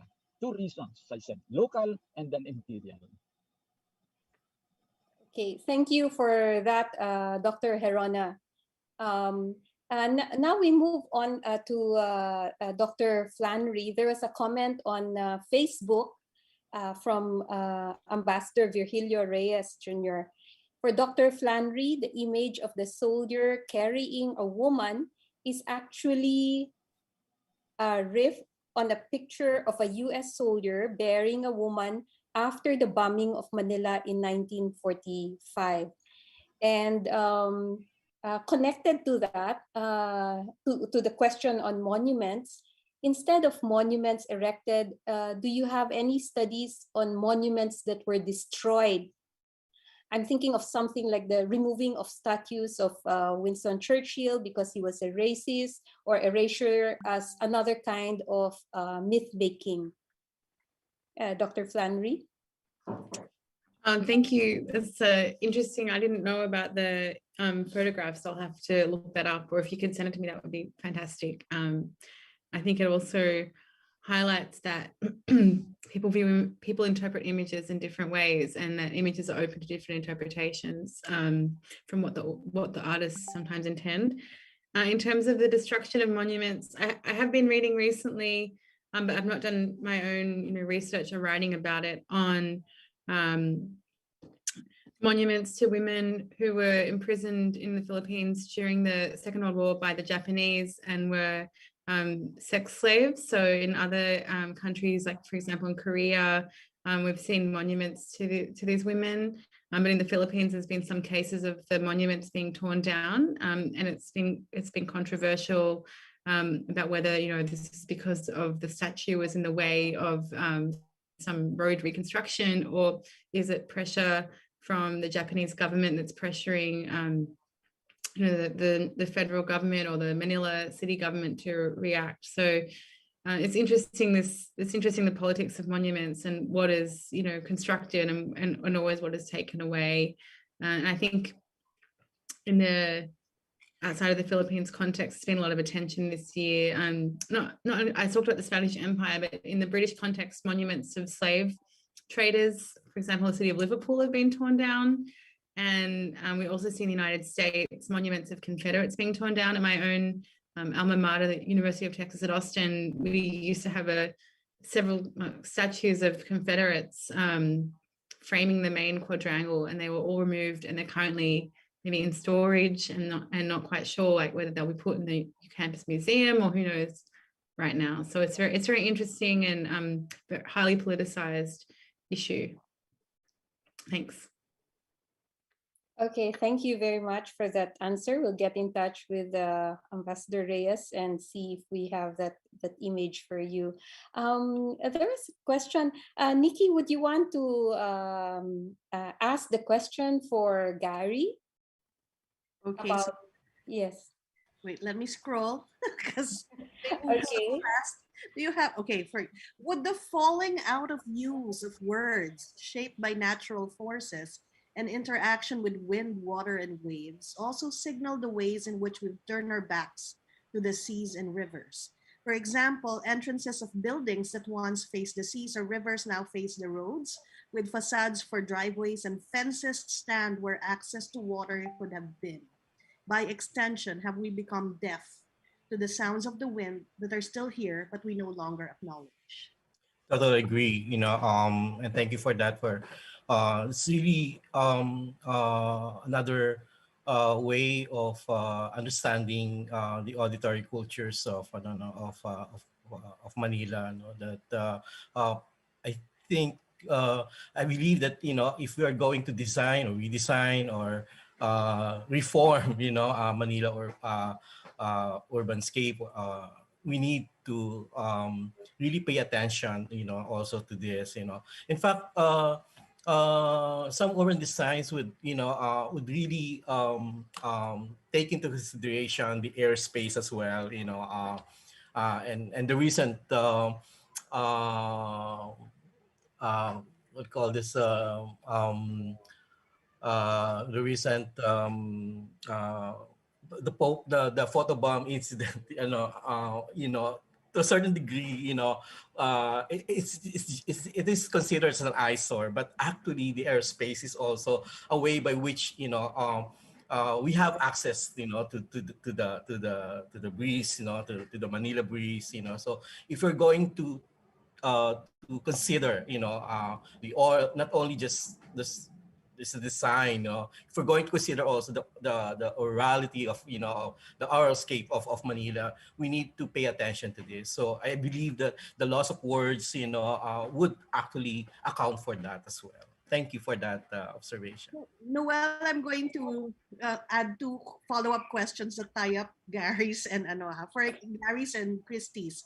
So for Christy Flannery, the question tied to Gary is if an oral AURAL framework used by Gary was applied to the monuments you talked about, is there a soundscape of protest that accompanies those images? And then for Ross Costello, could the introduction of piping be the reason why people turned their backs to the river and they were alienated from the source because the pipes and water fountains became the new sources rather than the rivers? So, yeah. I don't know, Gary, if you want to answer also. But it's good, I mean, reacting to I was talking to Christy a while ago, and I was really amazed with those murals, and I think that's one way also. Aside from the murals, although it's visual, but it has to be complemented with narratives as well. I mean, And it has oral a political history, voice. So exactly, and that would be part of the decolonizing public history as well, that we need to gather, we need to supplement this also with oral narratives, and that would be, for me, the oral scape also, Yes. oral dimension of decolonized history. Yeah, Mhm. that's one. And I love also the fact that the water supply can be connected to that, basically, because I knew that Santolan is actually in Pasig, no, but it's near in Marikina, but it's now actually part of the one of the stations in LRT2, so it's a good thing also that we can actually link that study, and how in the early part in the late 19th century, that area Santolan area was also I don't know was very crucial to the water supply of Manila.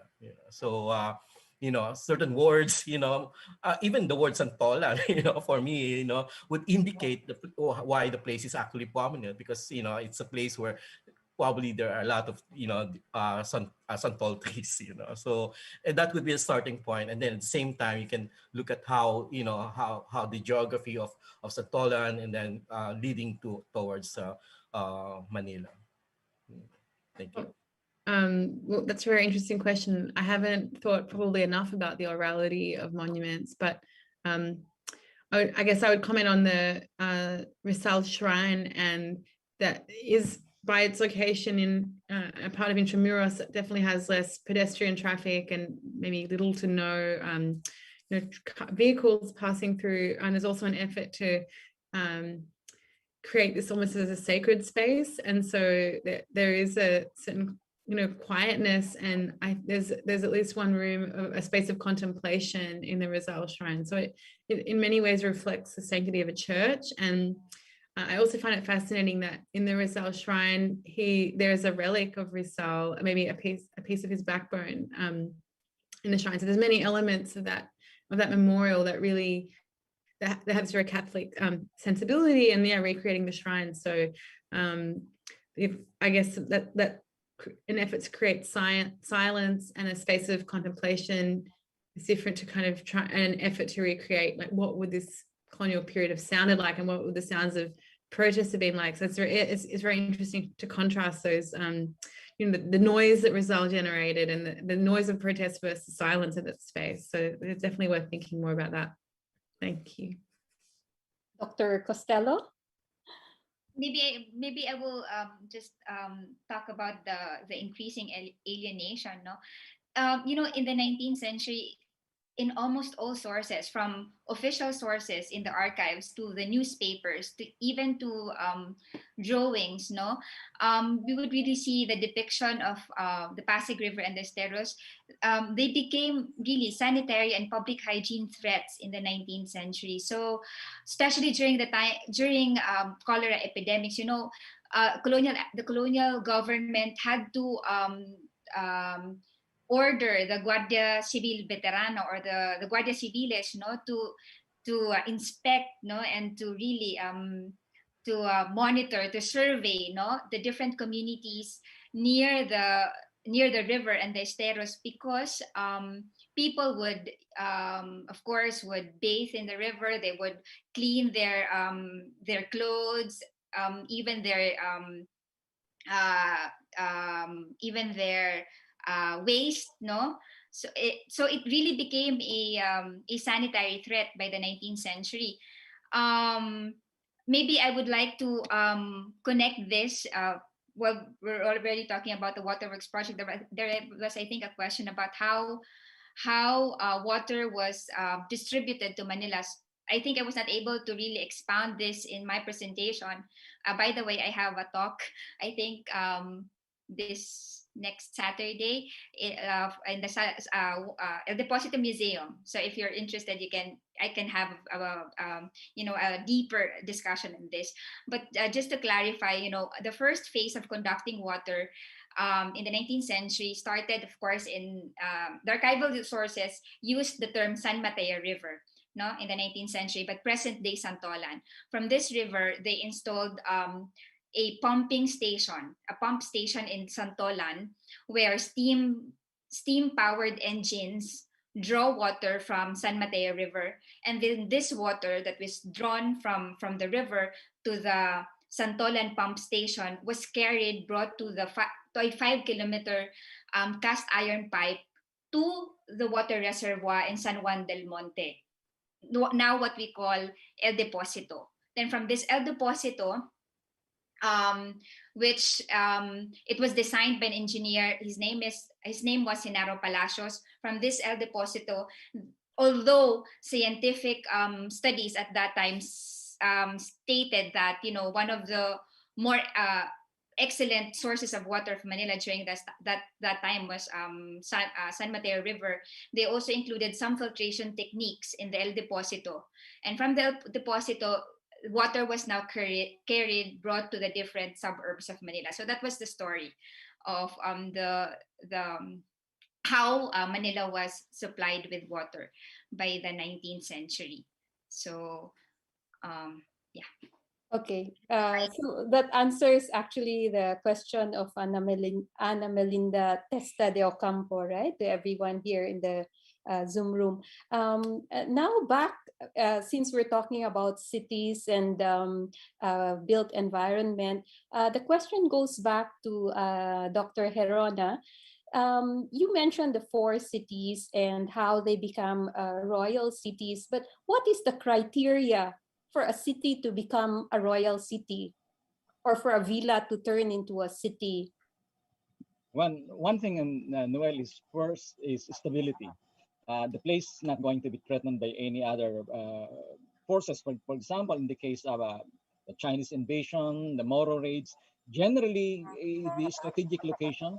The other, of course, is this is a role in the galleon. You have to understand, but by the later part of the Spanish regime, especially of course in the 17th century, there are already one of the major concerns of the Spanish Empire would be in the Philippines, at least the Moro raids and how to protect the galleons, especially from the potential threats of the Dutch and British invasion. So generally, the locations, it matters a lot for the colonial government to preserve a particular territory if it's not going to be endangered and it's by these raids, and also because it's very very useful for the galleons. So essentially, but then we have to understand that, as I said, hardly was there any change in the locations of the cities, those that were established in the early part of the Spanish regime. So I think the reason is they did not actually suffer tremendous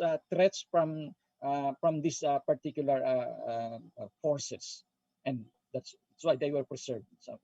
Okay, a related question to you, Dr. Hirona, was you mentioned in your abstract that there were waves of immigrants from various parts of Spain to reside in these provincial capitals. Do we have data on that, or were they, as an earlier speaker said, Dr. Mark, that they were guachinangos or from the Americas, or like forced to become soldiers and come to, so the empire was really, they were speaking out of, I mean, they were here as representatives of the empire, but that would mean not necessarily Spaniards. Yeah, actually, Noel, most of those who were coming over here were actually coming from Spain. In fact, even the missionaries were actually discouraged. There's a certain interesting document that says that we should not encourage missionaries coming from South America because of the fact that their experience in South America, the vast territory, available resources, when they reach the Philippines, they are so frustrated because of the poverty of the place, the tremendous effort that they have to do to go to the missions, and said some of them eventually decided to return to South America. But those who were coming from Spain apparently felt more convenient to stay here, including the families, because of the many of these families apparently were looking for certain kind of better life that they do not have in Spain at that time, and the Philippines offered them the best opportunity, especially because of the beginning of the galleon trade. That's precisely one of the attractions why many of the Spaniards remained in the territory, because of the galleon trade. But then they realized, eventually the colonial government realized that some of the Spaniards were taking advantage of the galleon investment in the galleon trade. So they made a certain policy that you cannot be a part of the galleon trading unless you stayed for 10 years in the Philippines, because after a while they realized after staying here, they gain profit, they would return to Spain. So I think these are some of the reasons why many of these people who are coming here were actually looking for certain profitable resources, profitable trading activities, and that the Philippines offered them then. Okay, thank you very much, Dr. Hirona. Is there anyone from the Zoom room who would want to speak? I think Dr. Christy Flannery, you have a question for Dr. Ross Costello? Yeah, I was really fascinated by Dr. Costello's presentation, and I found it fascinating that you pointed out that Manila was the third largest city in the Spanish Empire or the Spanish world in the late 19th century. So I wondered if in your research you found the rhetoric about modernizing Manila and making Manila more sanitary. Do you see this as equivalent to the rhetoric that you see about making Madrid and Barcelona healthier cities at the same time, or do you see something different and more colonial about the discourse as it applies in Manila? I think it was both, Christy, because what's fascinating with the urban planning reforms in the Philippines in the 18th and 19th century was that it ran parallel to the reorganization also of the different institutions in Spain. So, for instance, the coming of the new breed of techno-scientific experts such as architects, engineers, even doctors, no, were they were products of of institutions that were reorganizing in Spain. For instance, in the late 18th century, it was then that was the Inspección General de Caminos, Puertos y Canales was created, no? And from there, a new breed of engineers, ingenieros de caminos, or what we now call as the civil engineers, Mm. came to the Philippines. Whereas in the 18th century, there were really more, there were military engineers. But in the 19th century, you have a new breed of techno-scientific experts, also of doctors. By the 19th century, well, by the 18th century in Spain, you'll have junta de sanidad, that were created not only in Barcelona, in Madrid, but also in other cities to respond not to the public health problems of Spain. And we will see that in the Philippines, they also replicated these institutions with the Junta de Sanidad in the late 18th century. And by the 19th century, you'll have the subdelegaciones, the Subdelegación de Medicina, the Subdelegación de Farmacia, and all other medical institutions by the 19th century, which, I mean, these institutions, the Inspecciones Generales de Caminos, Inspección General de Obras Públicas, as well as the Subdelegaciones de Medicinas, by the 19th century, this will be the breeding ground also, or the entry or the space, no, of possible of native Filipinos, no, to be able to also find their space in these colonial institutions. So on the other hand, that was um, parang a reflection, no, of the changes and the reforms in terms of urban planning discourse and city planning discourse in the empire, in the metropolis. But also, we also argue that the Philippines also had its unique experience because of the criollos, of the Españoles Filipinos, who um, really moved the Ayuntamiento de Manila, the city government of Manila by the 19th century. What really fascinated me was in the blueprints, in the memorias de proyecto, you will see consejeros, you will see counselors, no. There were, most of them, they were Españoles Filipinos or Criollos that really pushed, no, for these public works projects, the financiación, no, the funding of these projects, how these projects would be designed. So yeah, like for instance, in the cemetery project, they were really visible and they were really heard, no. And they, in the memorias del proyecto, you will really see they attached, letters of native inhabitants about, for instance, their complaints on the problems, for instance, of Paco Cemetery or the Pasig River. So it was more of a mixed discourse. You have a discourse coming from not only from Spain per se, because what I've mentioned a while ago, you will see that these public works projects were open spaces for transnational involvement. You have, you know, engineers and architects and doctors moving also in the different British and French colonies in the Asian region.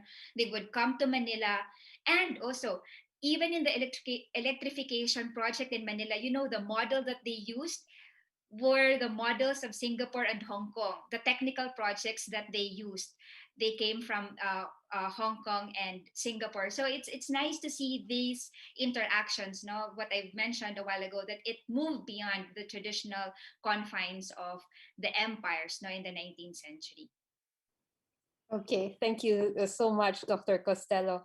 Um, uh, can we go back to Gary? And Gary, the talk seems to be about the loss of words or vocabulary, but did the colonial experience also bring new ways of structuring sound or new ways of sensing a place? Are there examples of those, and what do they signify? Mm. Definitely. Well, the fact that they were really interested in codifying these words, I mean, putting it in the dictionary, starting from 17th century until the late 19th century, is already an indication of how the colonial project, manifests itself in terms of our oral space. You have to understand also that the priests who gathered here, who gathered all these words, they would have difficulty as well in terms of rendering this or trying to put this into paper and codifying this. So, and that's why there will be mistakes. For example, in some of the words, and certain words are. And Manila at that time, for example, is inhabited by people from all over, so even Tagalog, there in fact, it was mentioned also in the study of Anton Postma that these Tagalog dictionaries, they're not really, I mean, vocabulary is not necessarily Tagalog, 100% Tagalog. I mean, there will be words that are also in other Filipino languages, so um, uh, and that's the reason I think why this conference is also about contact. No, I mean, to a certain degree, it's really more about the colonizers project trying to seep in also in the natives, in the indigenous concepts, indigenous way of sensing history. So it will be both, just like was, there will be, two actions, and the important thing is it's the contact, no. So the colonizers trying to put this into documenting this and codifying this. At the same time, people will, eventually we lost all these words, or we're not using it anymore simply because, the word is also changing, so eventually when the trams came in, and all the noise, of course, of transportation, we're gonna lose all these words, and this will not be used anymore in even in literature. So yeah. Language is always changing, right? It's Yeah, always language is always changing. yes, yes. I hope you listen to the next speakers next week, because there'll be Yeah, forms of expression in that's terms of right. languages. Yes, yes, yes. Can I go to Ross right now, Dr. Costello? Would Ross have information? This is written out again by Father Tony on the chat box. Would Ross have any information on what one would imagine various people behind these modernizing plans for the city of Manila? Who were they? Where did they come from? What were their political views in a century that would prove to be disastrous for Spain in the Philippines? And would there be comparative studies of colonial cities in Southeast Asian cities, juxtaposing Manila with Batavia, with Singapore, etc.? That was a very good question. Yes, Dr. Costello. Thank you, Father Castro. Um, yes, I would love to talk about them, about the actors, the colonial actors behind these public works projects. I have a chapter intended for that. Just to give you an idea, for instance, of a while ago I've mentioned about this new breed of techno-scientific experts. So basically, by the late 18th to the 19th century, they were the movers. They were behind the blueprints. They were behind the projects they were behind the public works projects in Manila. Um, Maybe one of the things that really also fascinated me was most of these engineers by the 19th century, our traditional conception, right, was that nobody wanted to stay in the Philippines, in the colony, in the frontier colony by the 19th century. But these engineers, they they they were not this case. I mean, they stayed in the Philippines for more than like for instance, Genaro Palacios. Genaro Palacios was the engineer behind the Manila Waterworks projects. He stayed in the Philippines for more than 2 decades. So it um this was one of the things that also fascinated me. Many of the engineers like Manuel Becerra, Enaro Palacios, also Engineer Lopez, who was also behind the port reforms projects in Manila, and Castellano. Many of these engineers, they stayed in the Philippines for more than they stayed in the Philippines for a long time. And as I've mentioned earlier, they were already they were products of the Escuela de Ingenieros Camino. Pardon. They were products of the Escuela de Caminos, Puertos y Canales. So they were really civil engineers already. They were no longer military engineers. Also with the doctors who, or the sanitary and urban reformers. There's one, for example, he was a doctor in the 19th century, Codorniu Enieto, and he published actually a medical topography about the Philippines, so that the urban planning reforms would be guided, no, with this 19th century Philippine medical topography, how, for instance, how the houses should be built. So these are some of the things. So also one interesting thing, these engineers, they also moved between different colonies, like most of them, before coming to Manila, they were assigned first in Cuba or in Puerto Rico. So that's also one interesting point. Most of them, of course, they were already peninsulares españoles, no, products of the civil of the Escuela de Ingenieros in Madrid. So we have names, you know. That's a good thing also about this research, because they left their names in the blueprint. The thousands and thousands of pages of blueprints and plans, you can really see them and their ideas on how to reform Manila. And I think I've already, I am not so sure if the question about juxtaposing Manila's experience to that of the other colonies, is that is this during that time in the 19th century? Because if in the 19th century there were a lot, for example, Engineer Lopez, who also was, not only he was behind the ports project of Manila, he was also behind the railroad project of Manila. What he did was he studied and he published several works on the railway project in India, so that it would also be used in the Manila Dagupan ferrocarril. So there was really, like the flow of of ideas and knowledge in the different empires.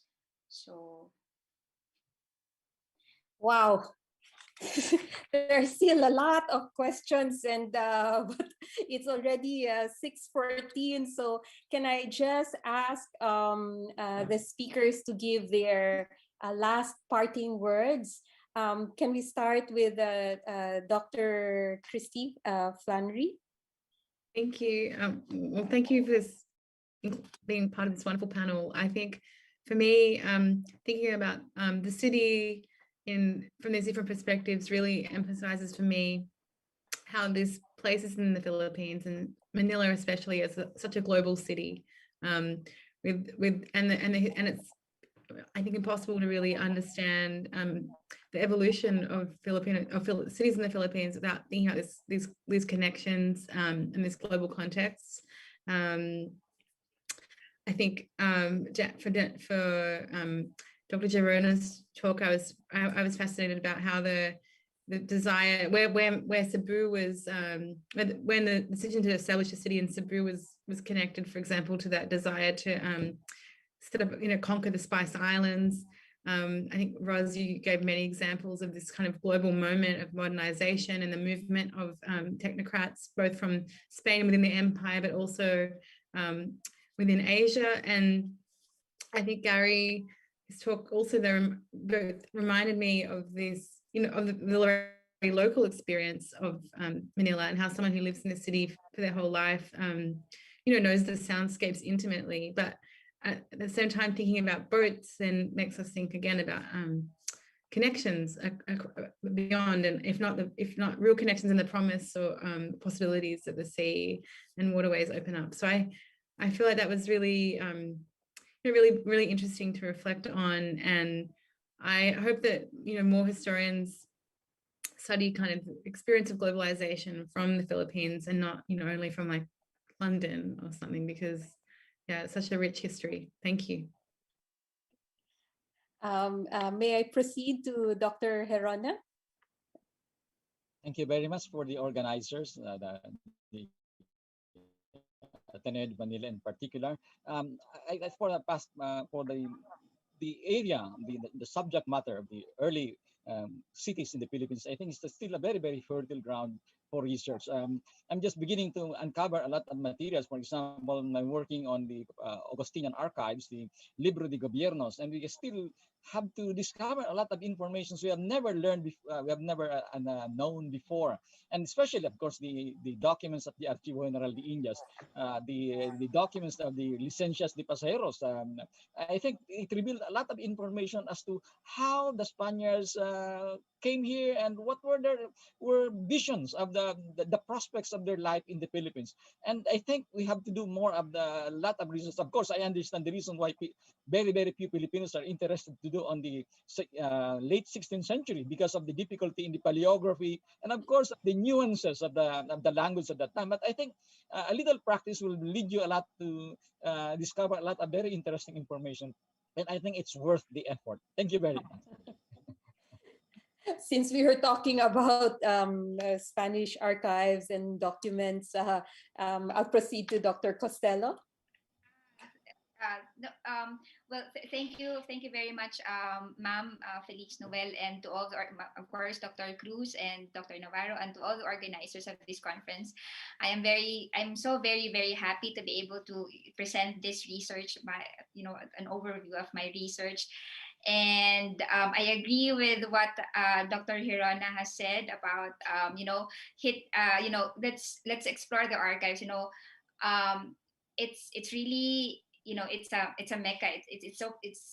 It's a privilege, and it's a nice experience to be able to really see our history through official sources. Even though we're using official sources, we're still able to write a story, a history that really documents our experience. Not only our experience, but what Dr. Flannery has mentioned. The different contacts, engagements,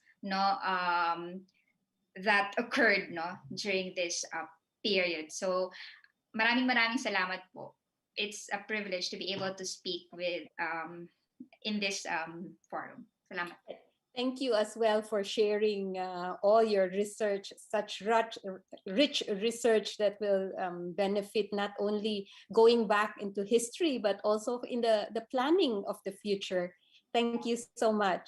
And now we spoke on built environment. Let's go to the sounds. So Dr. De Villes, any parting words? Thank you, Nikki. Thank you to all the organizers and my co-panelists here. Actually, I really learned a lot from this panel. I'm just really starting with with studying oralscapes or soundscape of Manila, and now I'm beginning to see that it goes all the way back. Because I'm really just limited to the American period, but now I'm beginning to see that there are really continuities. Even before the Americans came here, even before Daniel Burnham, even before all these things. So this is really enlightening, and I hope we endeavor also to encourage our listeners here, our students, and all historians, to do the same. And thank you for that. Thank you for this evening. Thank you. Thank you so much to all the speakers. I mean, it's so rich and with your research. Thank you for sharing with us. And that's all the time we have for our question and answer. I now call on Dr. Nikki Carci Cruz, conference co-convener, for a recap of conference part 3 and for announcement for conference part 4. Thank you so much. You're Thank you, muted. Noel. Yes, yeah. Thank you, Noel. So we're not just closing today's panel, we're also closing part 3 of the conference, Legacies of the Encounter in Institutions. It's already been a week. You know, we started with a keynote by Vicente Rafael, followed by a panel on negotiations of institutions from the Middle Ages. There was a panel on religious institutions, government institutions, and today's panel is the last one, the city. In between that, we had from spices to startups organized with the Philippine Embassy in Portugal. For all those, we had departments from within Ateneo, the Department of History, Interdisciplinary Studies, Philosophy and Theology, and of course, the Office of the Dean of the School of Humanities, the main organizer of this event, bringing all those panels together. Our partners for this conference part 3 were the Philippine Embassy in Portugal, and of course, Sham Centro de Humanidades Universidad in Nova de Lisboa, and the National Quincentennial Committee of the Philippines. Whenever we close a conference, we thank the people, the organizing committee, Jonathan Chua, Paulo Pinto, Chas Navarro, Feliz Noel Rodriguez, and myself, and the technical assistance from Robbie Reyes and poster and web design from Tracy Monsod. Making sure that our Zoom room runs well and that we broadcast on YouTube. We have the team of Chris Castillo and the team leaders Vince Cosmiano, Albert Santos, and Jack Torontegui, and their respective team members. And the National Quincentennial Committee Secretariat has been broadcasting all our presentations through Facebook. We thank Ian Christopher Alfonso, Juvelin Nieves, and Joseph Alec Iradila. What's in store for us? Starting tomorrow, part 4 of the conference, Legacies of the Encounter and Forms of Expression. It's our last and longest part of the conference. Tomorrow, we have 2 events, an opening keynote on the Manila Galleons and their cultural repercussions by Javier Huescas of the Asociación Cultural Galeon de Manila. Chas Navarro will be moderating, and the Department of Fine Arts will be hosting panel 14, Architecture and Built Structures. See you tomorrow at 4 o'clock. And what's following next week is an unbelievable packed schedule. We have a panel on literature on Thursday, I think, or Friday. And on Saturday, we have a special panel organized by the Philippine Embassy in Spain, retracing the footsteps of Rizal in Madrid. Ross Costello will be back with us on Saturday. And on Monday, we have 2 panels. In the morning, Cultural Flows and Reinventions, a theater panel on the Comedia. And in the afternoon, Cultural Flows and Reinventions, music and dance in the afternoon, our usual time. And the last 2 panels, a fun panel with Noel Rodriguez, Fashion, is the 18th panel, and the final by the Department of English, Language and Identity Formation. And with that, we would have ended the epic 1-month-long, 5-week, 4-part contacts and continuities, 500 years of Asian-Iberian encounters. Back to you, Noel. And don't forget our closing with Ambeth Ocampo as our last speaker. Anyway, thank you so much to everyone. And so in behalf of the School of Humanities of Ateneo de Manila University and our partners, Sham Centro de Humanidades Universidade Nova de Lisboa and the National Quincentennial Commission, I thank all of you for joining us today. Thank you. Bye! Bye! Bye! Maraming salamat! Okay, magpa-picture pa tayo sa Zoom room.